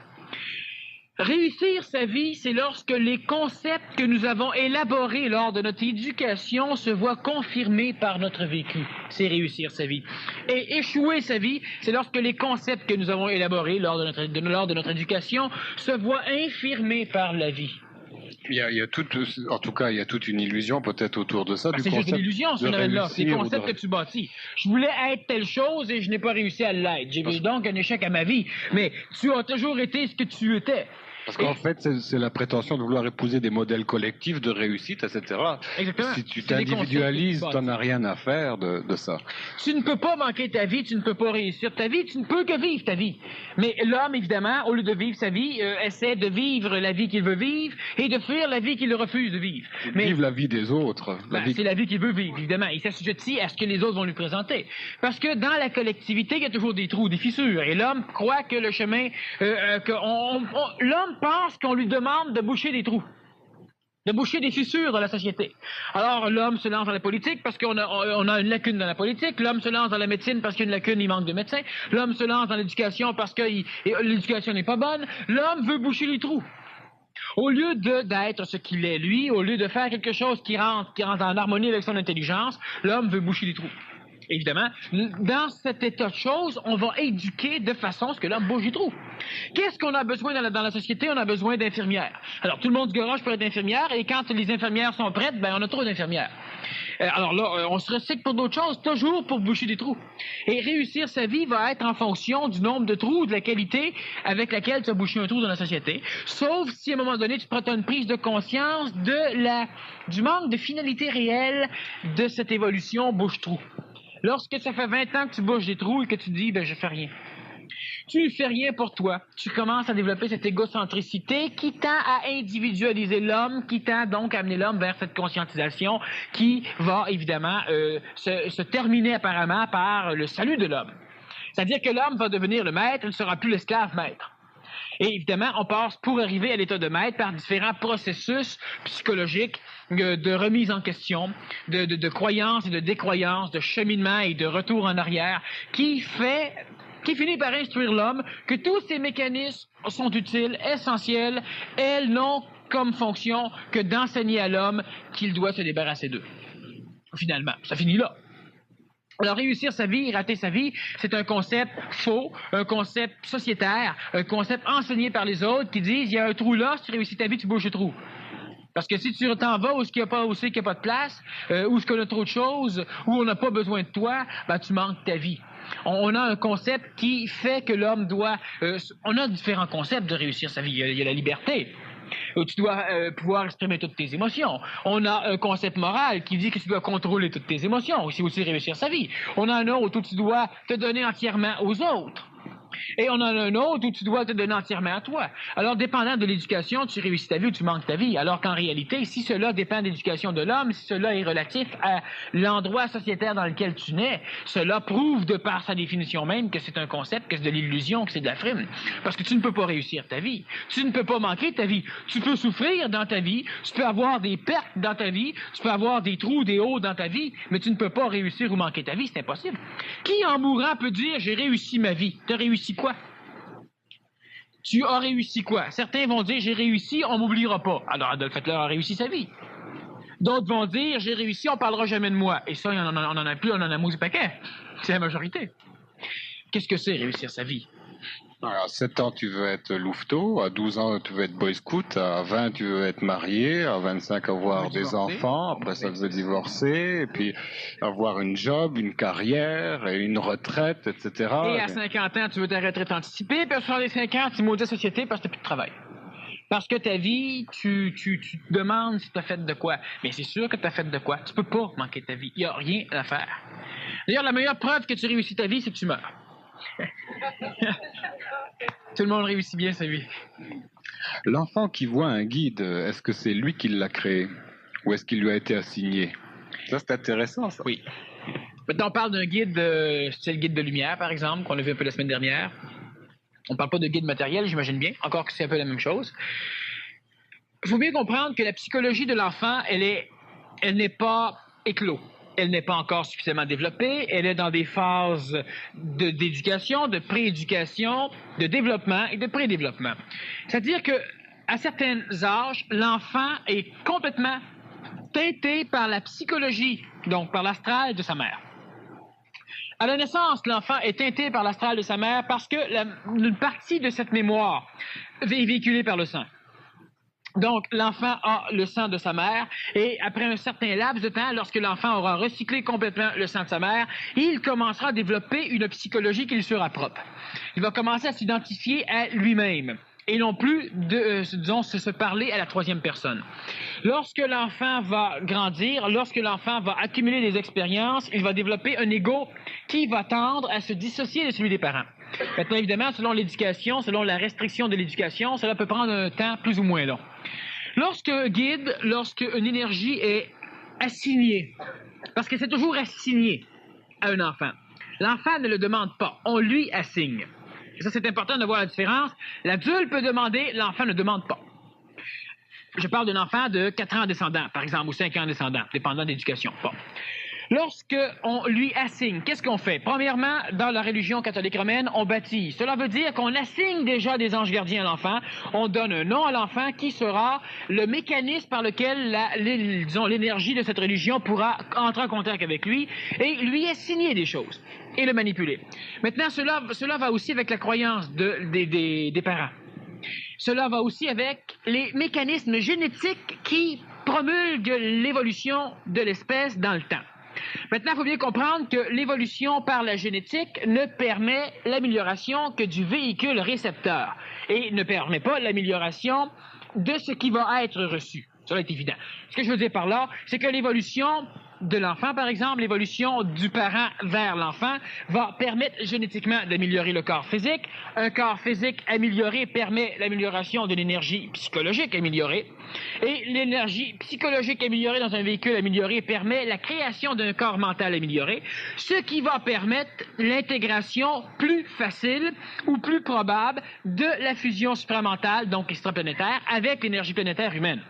Maintenant, il est évident que l'enfant qui, par exemple, de par la génétique spirituelle de ses parents, de par la génétique alimentaire, de par la génétique évolutive de ses parents, même s'il est baptisé par la chrétienté ou par l'islam ou par d'autres religions, il peut, de par sa nature vibratoire, le corps physique a une nature propre vibratoire, le corps vital, le corps astral, le corps mental aussi, et par affinité vibratoire, par résonance, cela va se lier. Alors, on n'aura pas un être humain qui aura un corps particulier avec un esprit différent de ce que le corps peut exprimer.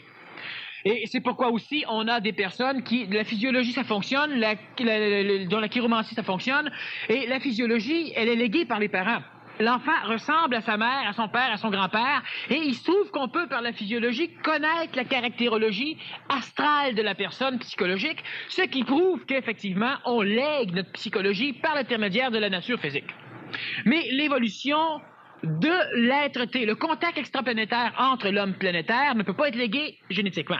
Le véhicule est amélioré de génétique en génétique, ce qui fait qu'à un moment donné, un être arrive à la fusion 2, 3, 4, 15, 20, 100, 2000, 10 000, 1 million, 4 millions, et à un moment donné, l'humanité aura des enfants non fusionnés tant qu'il ne sera pas androgène, c'est-à-dire tant qu'il sera sexué. Il aura des enfants qui auront à expérimenter la fusion de leur vivant, mais qui l'expérimenteront facilement. Ce qui n'est pas le cas présentement parce que les entités corporelles ne sont pas corporelles, je parle du plan planétaire, mental en descendant, ne sont pas suffisamment prêtes. Donc, lorsque l'enfant voit un guide, si c'est un guide chrétien, c'est que l'évolution collective psychologique des parents est suffisamment reliée à l'égrégore qui l'a baptisé. Mais on peut voir, par exemple, l'apparition d'un guide tibétain à un enfant catholique. Et là, donc, on va encore plus mettre de croyance dans ce phénomène parce qu'on va dire, c'est un élu. Parce qu'il n'avait rien de tibétain. C'est normal qu'un enfant tibétain ait la visite d'un guide tibétain. Et c'est normal qu'un enfant chrétien ait la visite d'un guide chrétien, d'un ange, ou encore d'un archange. Mais c'est un élu si c'est un tibétain qui a la visite d'un archange chrétien. Et c'est un élu où il y a des dons, où il est particulier, si c'est un chrétien qui a la visite d'un guide tibétain. Et ça, il faut bien comprendre que l'exotisme plaît partout où on va. Bon. L'enfant ne l'attire pas d'une façon consciente. Les vibrations particulières du corps, physique, vital, psychologique et mental de l'enfant vont permettre la résonance entre une énergie du monde de l'astral, de l'énergie du monde des morts, de ce monde parallèle, pour que celui-ci puisse venir s'exprimer devant l'enfant et trouver substance à l'expression, donc trouver un auditeur. Alors, ce guide va venir voir l'enfant et selon la nature même de ce guide, il va pouvoir aider, être ami ou nuire à l'enfant. Donc, évidemment, ce guide n'est quand même qu'une création de l'homme. C'est quelque chose qui a des fonctions. C'est quelque chose qui a une efficacité. Et quand j'emploie le terme efficacité, je veux dire que cela a une efficacité dans la matière. Cela ne veut pas dire que c'est bon ou mauvais. Ça fonctionne, ça marche. Bon. Et ce guide qui se présente vers l'enfant, qui est, qu'on donne à l'enfant, on le donne de par une loi qui s'appelle l'amour, l'attraction. Donc, l'enfant ne le demande pas consciemment par l'espoir. C'est-à-dire que l'enfant n'énergisera pas un canal entre sa psychologie et ce guide. Il ne demandera pas la venue d'un guide, l'enfant ne le recherche pas. Et si ce guide se présente, c'est qu'il y a affinité vibratoire entre l'enfant et cette entité du monde de l'astral. Maintenant, ce n'est pas parce qu'un guide vient voir un enfant et qu'il peut aider l'enfant pendant un laps de temps dans son éducation que ce guide est pour autant supérieur à l'enfant. Parce que supériorité, c'est un concept extrêmement psychologique de l'homme qui ne tient pas compte d'une réalité extratemporelle. Autrement dit, lorsque votre enfant est inférieur à vous, c'est que vous n'avez pas de conscience, vous n'avez pas conscience de l'adulte dans l'enfant. Et à l'extérieur du temps, l'enfant est le début et la finalité vivante de ce qu'il sera. Dans le temps, vous avez le moment présent qui dit que l'enfant a 6 mois et je peux le tuer. Mais vous n'avez pas de conscience extratemporalisée qui va vous dire que l'enfant, lorsqu'il mesurera 6 pieds 9, qu'il sera encore arrière de football, qu'il sera un garde du corps pour plusieurs premiers ministres et qu'il sera un fiefé coquin, lui pourra vous tuer. Alors, qu'est-ce que c'est supérieur-inférieur? C'est quelque chose qui est relié à une méconnaissance des mécanismes temporels, à une conscience temporalisée par le domaine de la mémoire, par l'éducation, qui nous fait croire qu'une chose peut être inférieure ou supérieure. Donc, lorsqu'un être supérieur vient vous visiter, il est supérieur présentement, mais qu'en sera-t-il de lui lorsque vous aurez 200 ans de plus? L'enfant est visité par un guide qui peut l'aider et lorsque l'enfant sera adolescent, il devra se départir de ce guide parce que ce guide va lui nuire. Et si l'enfant ne se fait pas nuire par ce guide, c'est simplement parce que l'enfant reste assujetti à ce guide. Donc, l'enfant est le maître esclave, l'enfant accepte maintenant ce guide et l'enfant accepte d'être soumis à ce guide. Ce qui ne devrait jamais être chez l'homme. Cela ne veut pas dire que l'homme doit manipuler, doit écraser tout ce qui existe. Cela veut dire que l'homme doit cesser d'être assujetti à ce qui existe. Cela veut dire que l'homme doit prendre conscience de sa nature réelle. Cela veut dire que l'homme doit se libérer réellement de tout ce qui tend à l'attacher. Cela veut dire que l'homme doit se libérer de lui. Cela veut dire que l'homme doit se libérer complètement de tous ces mécanismes qui tendent à le rapprocher d'une conscience collective. Cela veut dire que l'homme doit être capable d'avoir une conscience propre, individualisée à lui, totalement marginale de l'extérieur, et malgré qu'il sera dans cet état, cet homme ne se sentira jamais coupable d'être différent. Cet homme ne nourrira pas la différence. Cet homme ne fera pas de la différence un culte. Parce que l'homme qui fait de la différence un culte se réassujettit. Parce qu'un culte, ça se vend bien. L'homme sera différent, l'homme constatera la différence psychologique qu'il vivra, et l'homme dira « cela est parce que cela est ». Et c'est tout. Alors donc, l'homme ou l'enfant qui, à un moment donné, est visité par un guide, devra de toute façon, par son évolution, comprendre la nature de ce guide. Et lorsqu'il comprendra la nature de ce guide, il aura tout appris les leçons que ce guide peut lui enseigner. Parce que sachez bien que le monde parallèle, lorsque ce monde de l'astral vient vous visiter, il ne peut faire autrement que de vous enseigner sa nature.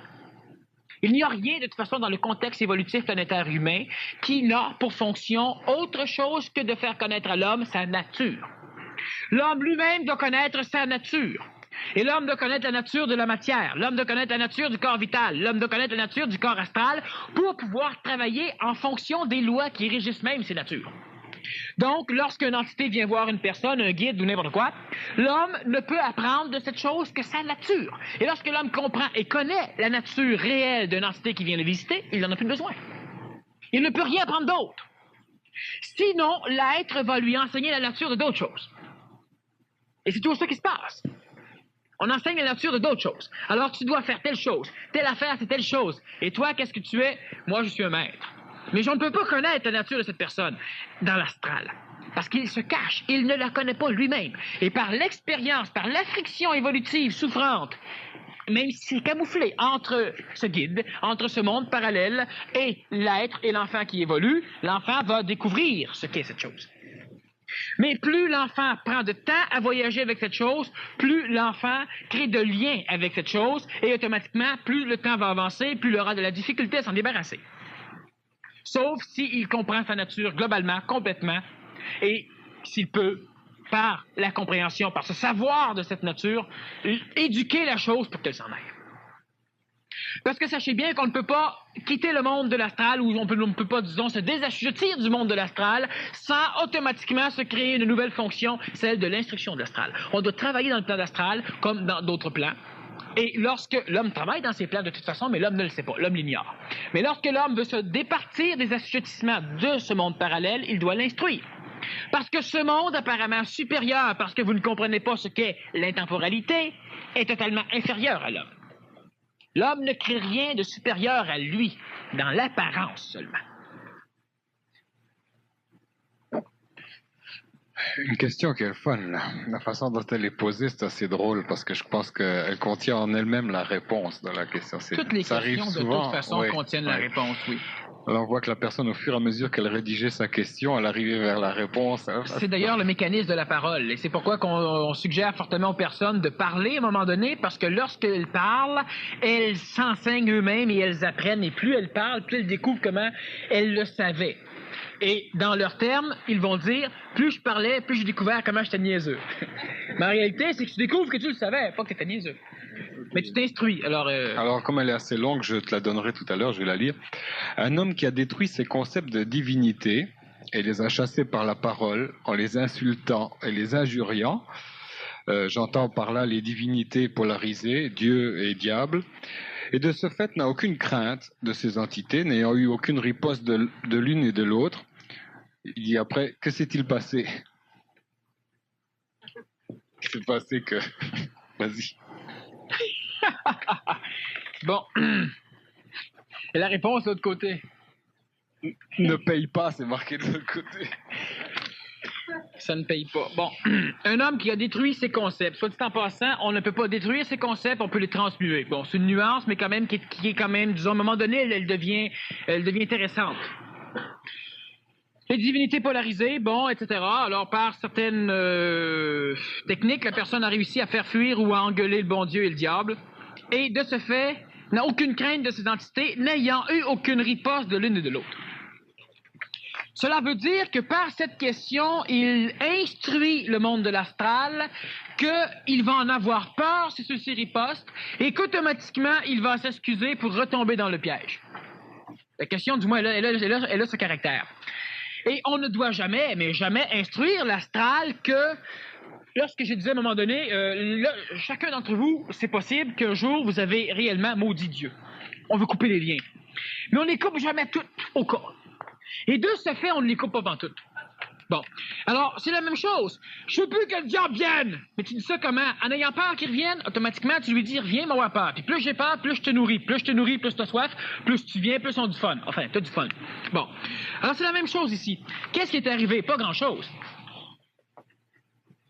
Il est arrivé simplement ceci, que la personne, elle a réussi à soulager ses concepts de Dieu et de Satan, mais elle n'a pas ébréché du tout le concept planétaire ou le concept collectif de cette divinité ou de ce Satan. Cette personne n'est pas encore suffisamment importante pour le monde de l'astral pour que le monde de l'astral s'occupe d'elle. Et c'est parfait, c'est tant mieux.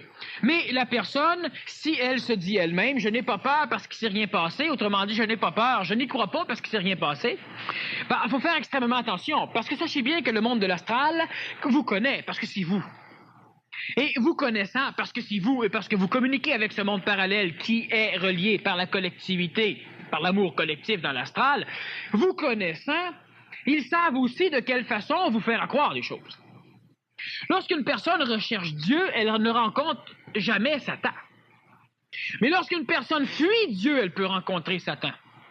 Et c'est assez amusant de voir que lorsqu'une personne est athée, elle ne rencontre pas Satan. Il n'y a que les personnes qui recherchent Dieu et qui, à un moment donné, fuient Dieu qui ont peur du diable. Mais pas les athées. Celui qui ne croit pas en Dieu et qui ne croit pas en diable ne voit pas le diable. Et celui qui croit en Dieu, qui a peur du diable, peut voir des entités sataniques. Alors, il y a une grosse connotation qu'il faut faire entre le fait de chasser les liens qui nous réunissent à ces choses et de devenir suffisamment maître de l'astral pour manipuler ces choses.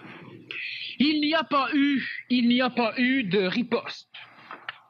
Alors, dernièrement, on a eu une expédition au niveau PMC 5 et PMC 4. Je ne vous compte pas ce qui s'est passé parce que, disons que il faut le vivre, disons, pour réellement l'intégrer. Et il n'y a pas eu effectivement de riposte. Par contre, il y a eu la preuve que ces entités existaient, étaient fonctionnelles et manipulaient la matière. Et en même temps, il y a eu la preuve que ces entités ne pouvaient rien contre l'homme. Il y a eu la preuve lors de cette expédition, lors de ces 24 heures, que le monde de l'astral pouvait manipuler l'homme qu'à la condition que l'homme se laisse manipuler. Et cela a toujours été.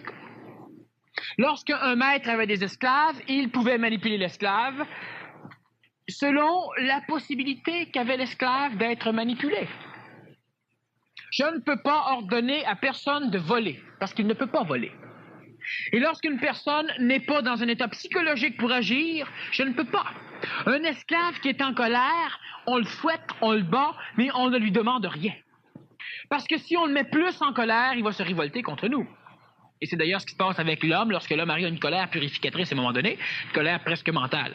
Alors, il ne s'est rien passé pour la simple raison que la personne n'a ébréché que ses propres concepts, disons, dualitaires, polarisés. Et c'est un début. Qu'elle soit patiente. Et elle aura à un moment donné des ripostes. Mais il n'y a rien de dangereux avec ce genre de choses, avec ce genre de monde. La seule chose qui est dangereuse, c'est lorsque l'homme recule. Lorsque l'homme a peur. Et lorsque l'homme a peur, ben l'homme se fait instruire par la peur. Parce qu'évidemment, on ne viendra pas vous chercher avec des bonbons, on va venir vous faire peur. Parce que l'homme est facilement peureux. L'homme est pissou, on maudit. Regardez, dans tous les endroits publics, c'est plein de toilettes, alors. Quels sont les effets vibratoires de la musique sur les différents corps? Les effets vibratoires de la musique. La musique est là une consonance qui pénètre par l'oreille et par la peau. La musique, comme effet sur les différents corps, elle a un effet qui n'est pas nécessairement bénéfique. Certaines formes de sonorité musicale peuvent, dans certains cas d'énergisation très basse, de pathologie ou de dépression ou de lassitude ou de choses dans le genre, remonter un tantinet l'énergie de la personne. Mais une personne qui est assujettie à écouter de la musique régulièrement, elle est complètement droguée. Elle a besoin de cette musique, donc elle est encore l'esclave de quelque chose créé par l'homme. Et même si on dit que la musique purifie les mœurs, on peut voir avec certaines musiques que ça colore les cheveux plus que ça purifie les mœurs. Et la musique, elle a une tendance à manipuler l'homme, quelle que soit la musique. Alors, la musique, est-ce que c'est bon ou mauvais? Ça dépend de notre état, ça dépend de ce que l'on fait, parce que tout est bon et tout est mauvais. Sauf que, qu'est-ce qu'elle fait, la musique, chez l'homme? Bien, elle oblige l'homme à lutter contre la musique. Elle ne fait rien d'autre. Alors, si la musique vous dynamise, alors vous êtes encore une fois assujetti à la musique et c'est le rythme vibratoire de la musique qui vous contrôle. Si la musique vous fait pleurer, c'est une musique triste. D'ailleurs, on en met dans les films, c'est pas pour rien. C'est parce que la musique, elle atteint plus facilement la psychologie de l'homme que l'image. Donc, la musique, ben, évidemment, vous en faites ce que vous en voulez. C'est bon. Pas fort, tant qu'on n'entend pas trop. Et sinon, de temps en temps, ça peut servir de thérapie, comme je le dis, mais dans certains cas. Alors, la musique, comme n'importe quelle sonorité, faut faire attention. Chose qui est sûre, c'est que si vous avez besoin de la musique, vous êtes pris, vous êtes bien mal pris. Mais c'est comme n'importe quoi, vous en avez besoin. Automatiquement, c'est de l'ordre, disons, satanique, comme le mot qu'on emploie en ésotérisme. Alors, qu'est-ce que vient faire la musique sur nos corps? La musique, elle agresse le corps physique, elle agresse le corps vibratoire, elle manipule le corps psychologique et elle empêche le corps mental de fonctionner. C'est ce que fait la musique.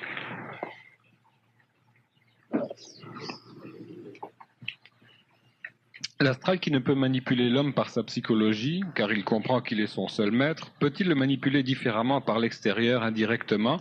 Et comment l'homme peut-il en sortir face à une manipulation indirecte de l'astral sur la matière autour de l'homme? Bon, je vais répondre d'une façon qui ne vous regarde pas. Mais qui un jour peut-être va vous regarder. Si vous comprenez, ne mettez pas ce que je veux dire en pratique, d'ailleurs vous ne pourrez pas le faire. Et le mettre en pratique serait vous assujettir à une manipulation dégradante de l'astral. Mais un jour, vous allez comprendre ces genres de choses. Le vivre. L'astral qui ne peut manipuler l'homme par sa psychologie car il comprend. Donc l'homme qui coupe les liens avec le mécanisme psychologique de l'astral. Lorsqu'on lui dit achète tel beurre de pinot, il l'achète s'il comprend qu'il en a besoin, mais pas parce qu'on lui a dit.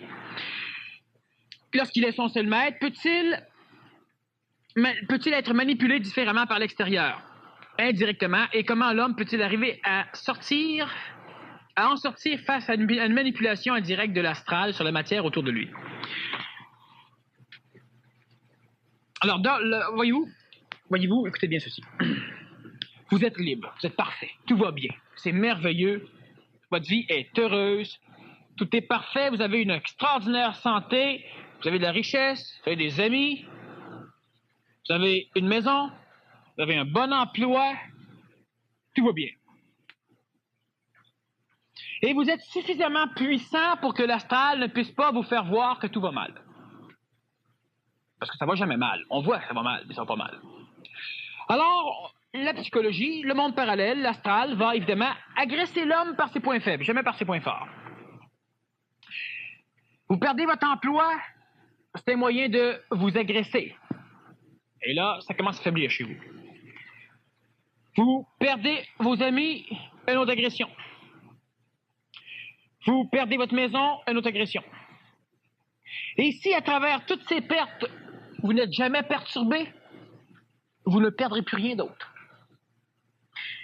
Pour la simple raison que ce n'est pas un de vos points faibles et vous êtes suffisamment énergétique pour pouvoir, même inconsciemment, empêcher ce genre de dégradation. Mais l'homme doit comprendre. L'homme doit comprendre, le vivre, intégrer, digérer. Et de par le fait même qu'une rencontre, c'est le début d'une séparation. Comment faire pour ne pas être manipulé par l'extérieur? C'est facile. N'ayez aucun lien psychologique avec l'extérieur. Facile à dire. Cela veut dire, n'ayez pas d'amis, n'ayez pas de femme ou de mari, n'ayez pas d'enfants, soyez locataire. Bien assuré. Oui. Et automatiquement, si vous avez la puissance, qu'est-ce qui peut vous arriver? Cherchez tant que vous voudrez. Si vous ne pouvez pas être agressé et que vous n'avez aucun lien avec l'extérieur, il ne peut plus rien vous arriver. Et c'est pourquoi tous les maîtres, les réels maîtres, ceux qui se maîtrisaient eux-mêmes, ceux qui étaient les seuls maîtres à bord de leur propre véhicule d'exploration planétaire, ceux-là, pas ceux qui maîtrisaient les autres, ceux-là n'avaient pas de disciples, n'avaient pas de femmes ou de maris, n'avaient pas d'enfants, n'avaient pas d'église, n'avaient pas de religion, n'avaient rien. Quelqu'un blasphème contre ma religion, je suis mal pris.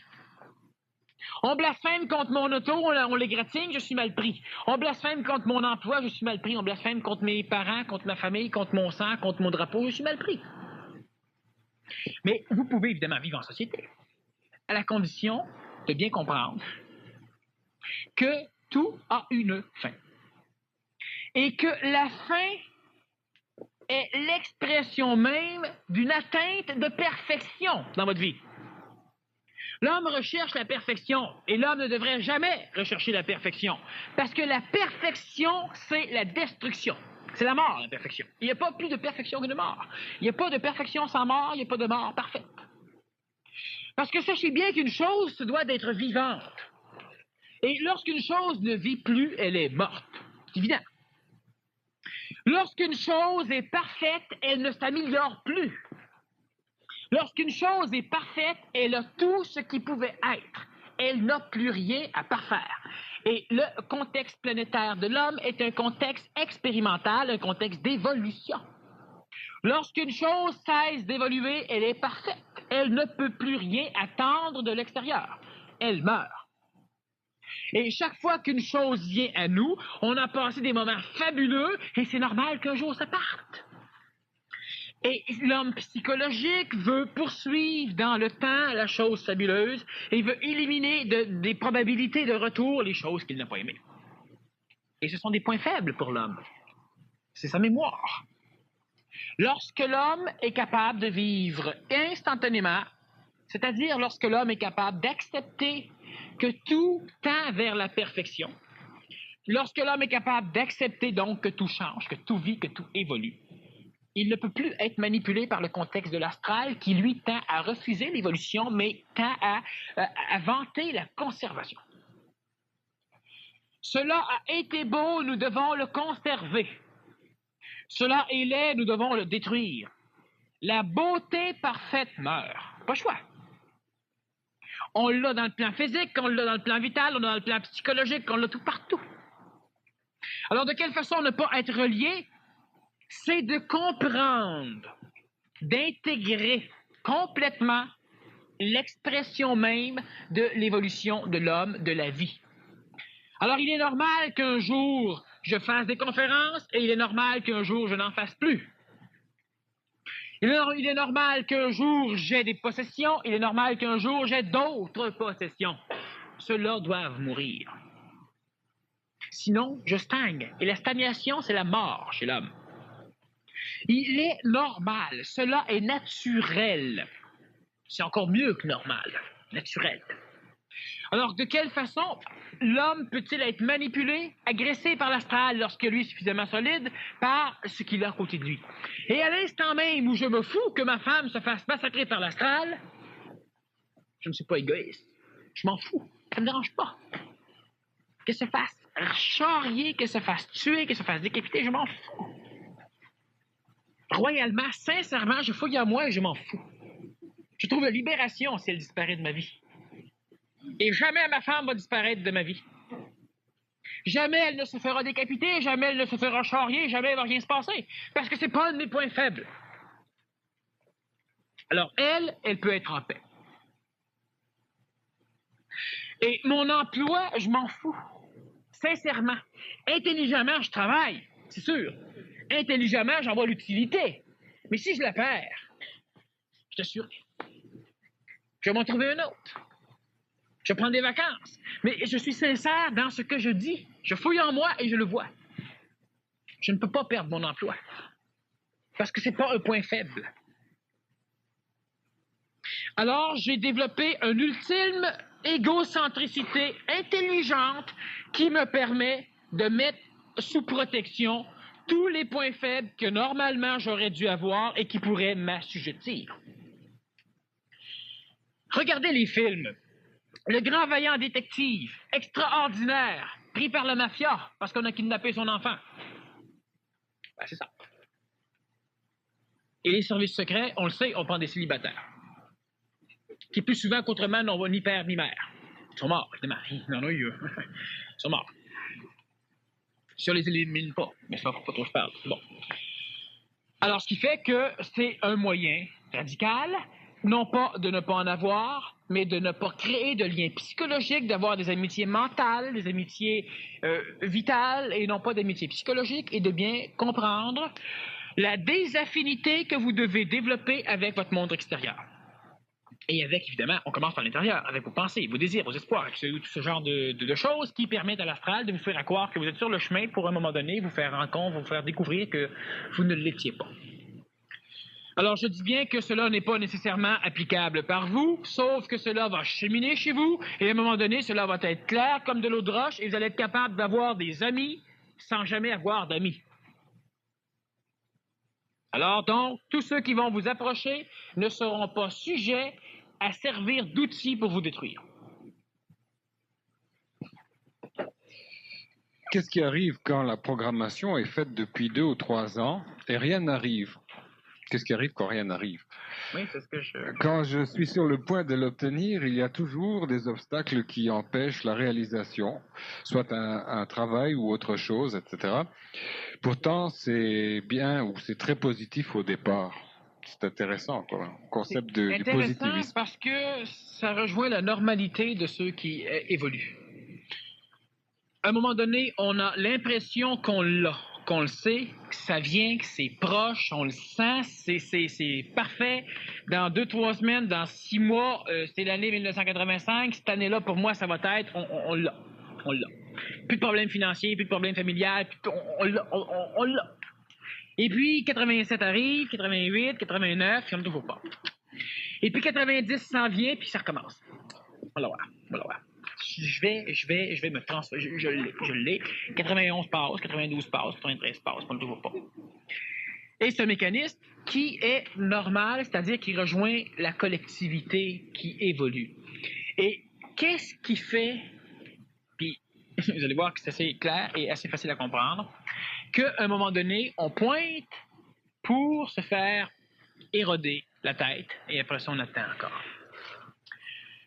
Tant que l'évolution de l'homme va se faire d'une façon collective, il ne pourra pas arriver à percer ce brouillard de l'évolution parce qu'il pointe, et d'autres pointent, et d'autres pointent, et après, il doit se taire pour attendre que la masse suive.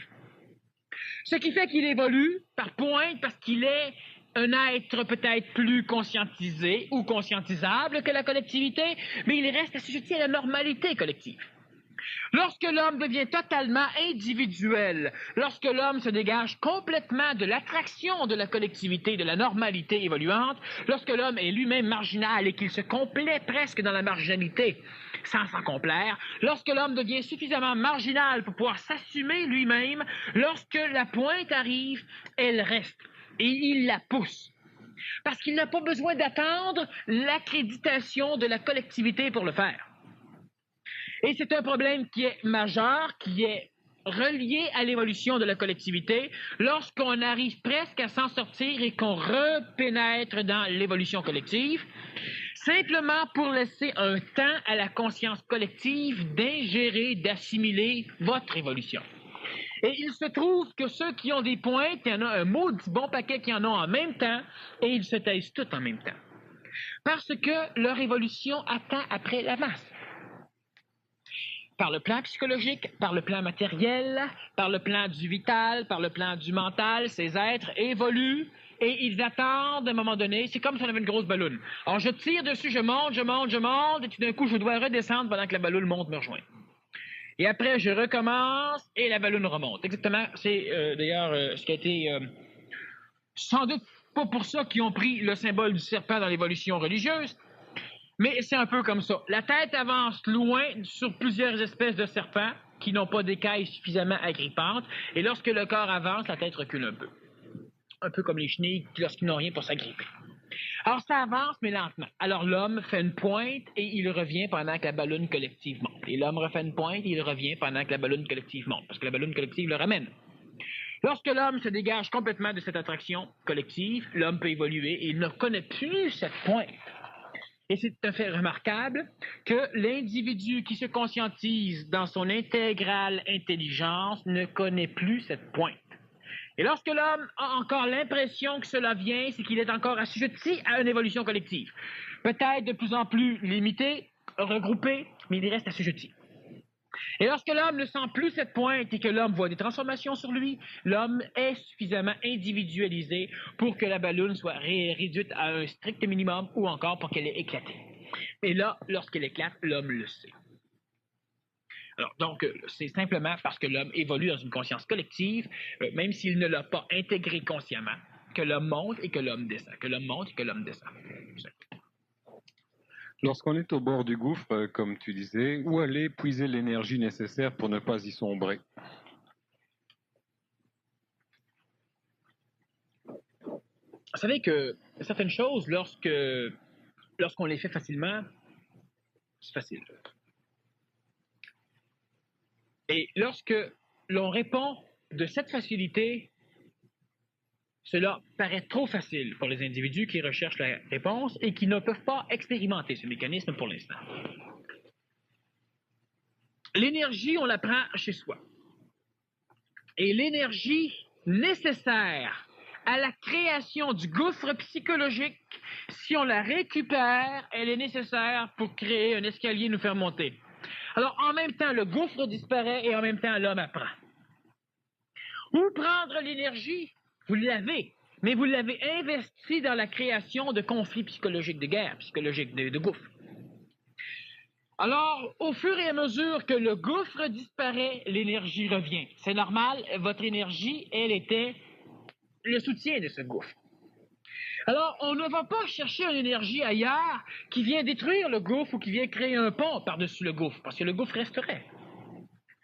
Et on ne peut pas aller chercher d'énergie. Lorsque moi, de temps en temps, cela peut m'arriver, lorsque je m'oublie ou je vois un gouffre, ça m'arrive plus depuis longtemps, mais lorsque cela m'arrivait, j'observe le gouffre et j'observe tellement bien le gouffre que je vois tellement que le gouffre n'existe que dans ma psychologie, n'existe que dedans mon vouloir qu'il n'y ait pas de gouffre.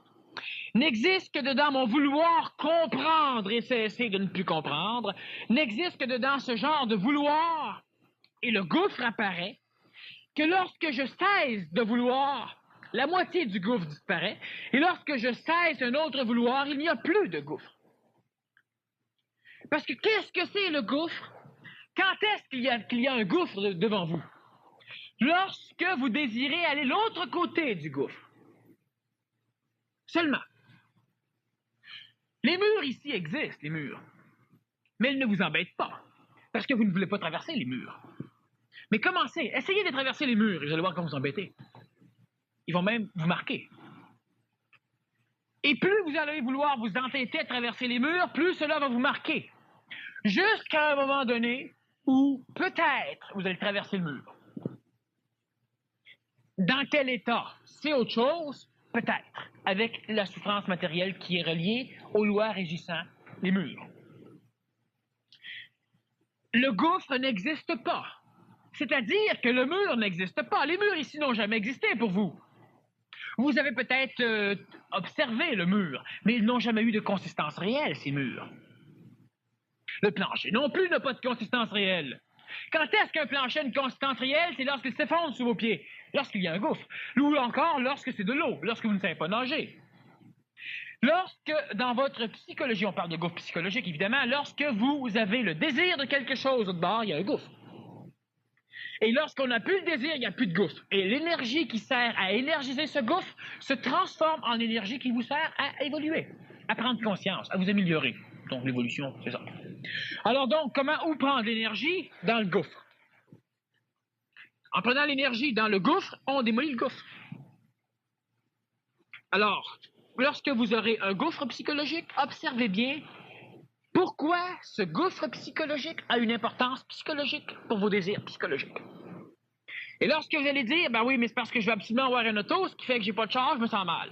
Cesse de vouloir avoir un char, tu cessé de vouloir en avoir un, tu cessé de te sentir mal. Tu voyageras pas plus vite en auto. Mais il y aura plus de gouffre psychologique. Et l'énergie récupérée pourra peut-être t'arranger, te permettre d'avoir un véhicule. Mais observez bien vos gouffres psychologiques, vos ennuis, vos dépressions, vos déceptions, et toutes ces choses-là n'existent dans votre psychologie que parce que vous voulez aller l'autre bord. Et il y a toujours des portes. C'est pas nécessaire de passer à travers le mur. Toujours des portes. Une question qui s'adresse au maître.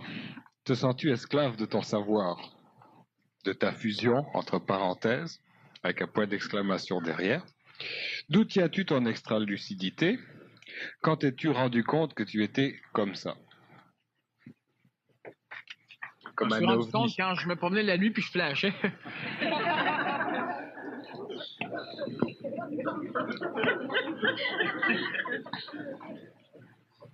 Bon, premièrement, il y a plusieurs questions ici qui me regardent. Te sens-tu esclave de ton savoir? Absolument pas. D'où tiens-tu ton extra-lucidité? Sans doute là d'où je la prends. Et quand t'es-tu rendu compte que tu étais comme ça? Ben, on s'en est rendu compte de ma place. Je m'en suis rendu compte quand j'en suis rendu compte.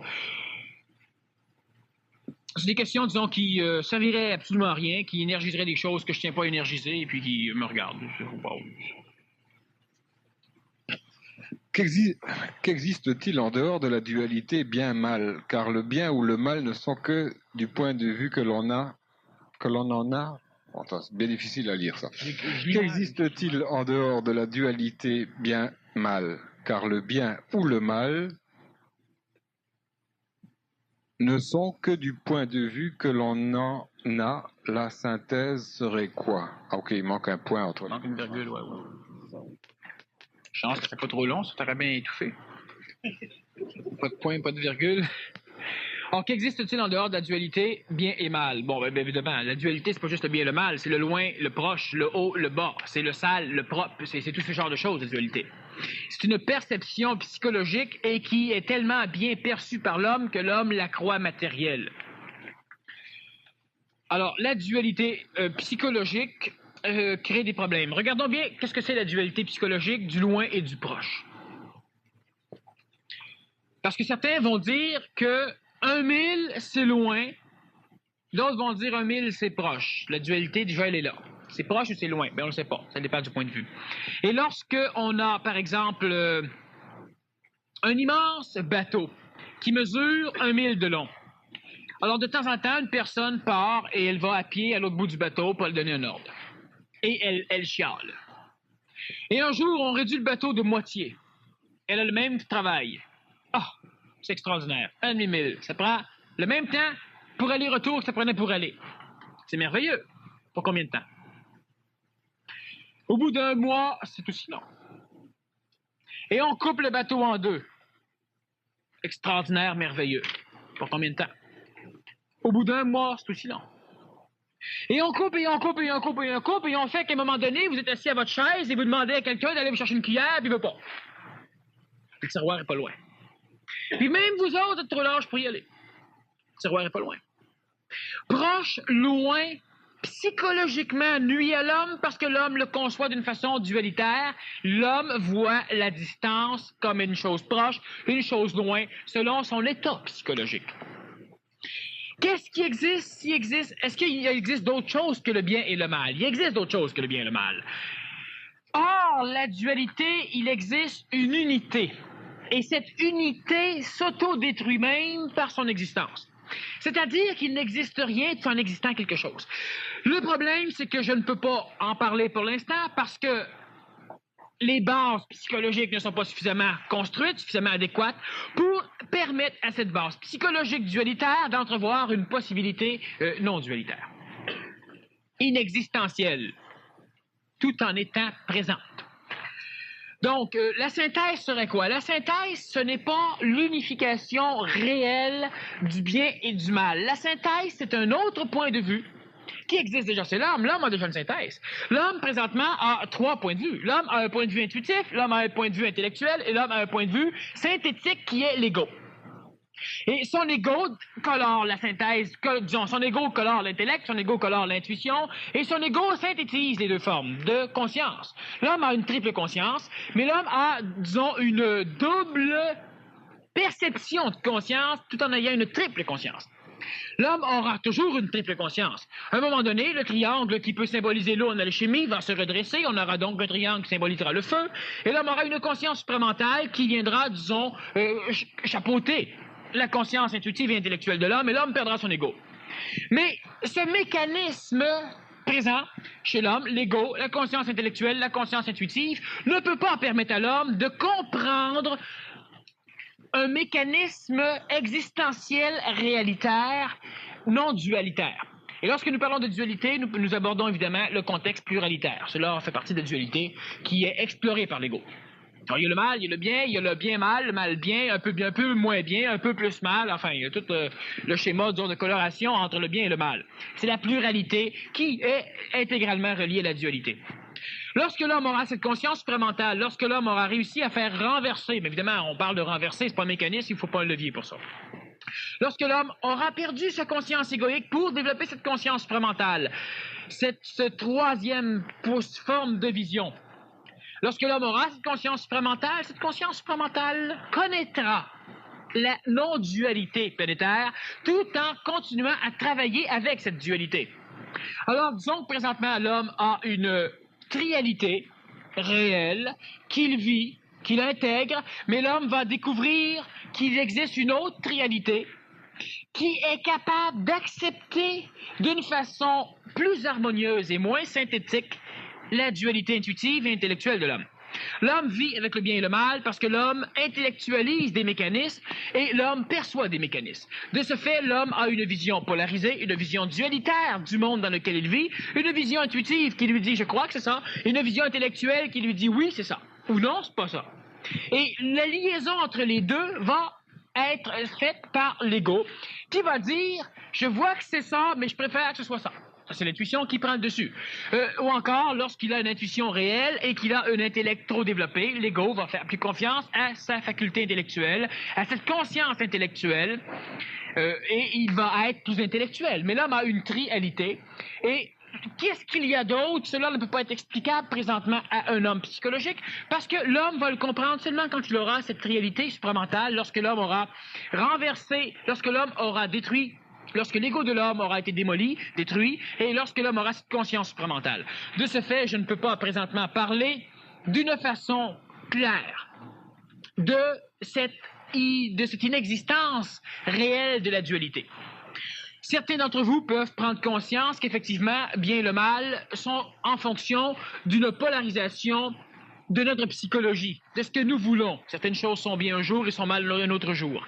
Mais qu'est-ce qu'il y a sans le bien, sans le mal, cette voie, ce chemin du juste milieu, qui n'est même pas l'inexistentialité de la dualité. Alors, ce n'est pas perceptible, cela va venir lorsque cela sera expérimenté par l'homme, et l'homme l'expérimentera, l'homme connaîtra, l'homme aura un savoir de cette non-dualité, disons, de cette existentialité de cette non-dualité inexistentielle, que lorsqu'il aura cette conscience supramentale. Quelle différence y a-t-il entre l'éther et l'aura? Il y a la différence que les mots veulent leur donner. Pour certains, l'éther peut être l'aura. Pour d'autres, l'éther est autre chose. L'éther peut être le corps vital de l'homme. Dans l'ancienne étymologie reliée aux traditions ésotériques, l'éther, le corps éthérique. L'éther peut être le phénomène psychologique, psychoplanétaire, l'astral collectif, l'éther, le ciel. L'éther peut aussi, par relation avec l'énergie vitale planétaire, être l'énergie supramentale, collective, non individualisée, qui va permettre la création d'un autre corps au niveau du plan supramental, au niveau du plan éthérique supramental. Donc, l'éther, c'est des choses. L'aura, ça peut être le nom d'une personne. L'aura ce corps, ça c'est bon, dans la conférence sur les corps, ce serait intéressant. L'aura ce corps, oui, effectivement. L'aura, elle existe présentement de deux ordres. Disons qu'on voit plus clairement On voit même très clairement l'aura au niveau du séminaire PMC1 que je donne, étant donné que non seulement on explique ce qu'est l'aura, il y a une aura de type vital qui est l'expression extracorporelle de l'énergie vitale qui maintient les molécules. Et au niveau, disons, du séminaire PMC1, la personne voit clairement parce qu'elle arrive même aussi à voir l'aura vitale. Et on a une deuxième forme d'aura qui est aussi visible par des séminaristes ou encore par des personnes qui ont cette capacité s'ils ne l'ont pas développée. Une aura qui est le reflet de l'énergisation moléculaire. La première aura vitale, elle est créée par la circulation de l'énergie vitale dans les méridiens de l'homme, l'énergie yin-yang et hominale. Et lorsqu'une énergie circule dans un conducteur, elle crée un champ électromagnétique qui est la première aura. Lorsqu'une énergie psychologique circule par l'intermédiaire des vaisseaux sanguins, du sang, et c'est important, elle crée aussi ce champ magnétique qui est beaucoup plus subtil que l'énergie vitale et qui, de ce fait, traverse plus facilement la corporalité matérielle de l'homme et s'étend plus loin. Donc, on a une aura qui, par sa vibration, transmise ou exprimée sous forme de couleur dans l'air, peut être visible par l'homme. Donc, on aura l'aura astrale et on a l'aura vitale. L'aura, normalement, étymologiquement, au niveau des traditions, des écoles traditionnelles, c'est surtout l'aura psychologique, astrale et l'aura vitale. Et évidemment, il y a d'autres formes d'aura qui ne sont pas perceptibles encore par l'homme. L'homme maître de l'astral doit-il devenir aussi maître du supramental?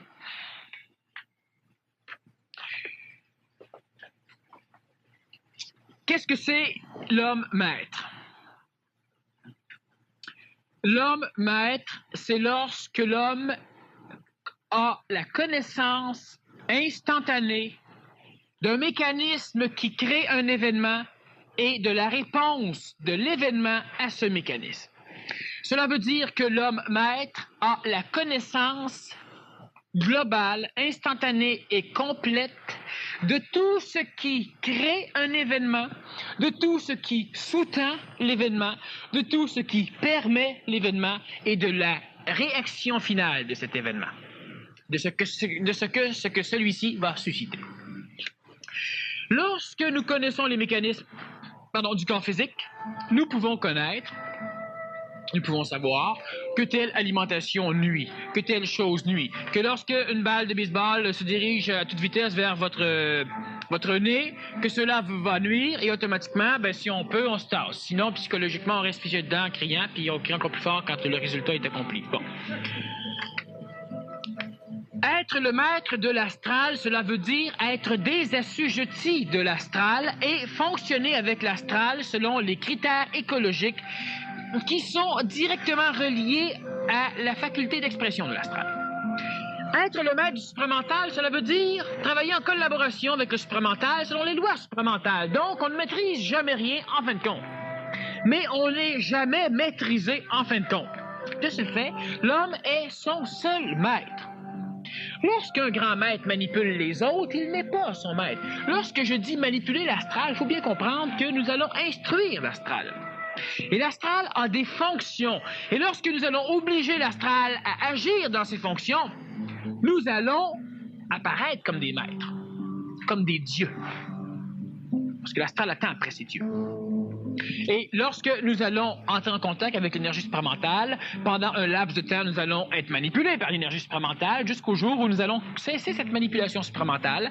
Nous ne dirigerons pas le supramental. Nous allons accepter la communication lorsque cela nous plaît. Nous allons la refuser lorsque cela ne nous plaît pas, lorsqu'il nous embête, ça peut arriver. Et nous allons, à un moment donné, créer une énergie propre à nous, une énergie totalement supramentale qui nous permet de voir clair dans le monde supramental. De ce fait, nous ne sommes plus manipulés. Mais nous ne manipulons pas. Nous travaillons en collaboration au niveau du plan supramental, c'est-à-dire que nous savons, sans parler, sans communiquer, ce qui doit être fait et ce qui se fera. Mais lorsqu'une énergie supramentale descend dans la matière et qu'elle touche l'homme, de par l'expression médiocre de l'homme à quelque chose de neuf et d'apparemment supérieur, celui-ci se met en dessous. Et lorsque celui-ci se met en dessous de l'énergie supramentale, il oblige celle-ci à manipuler l'homme. Donc, l'homme est manipulé.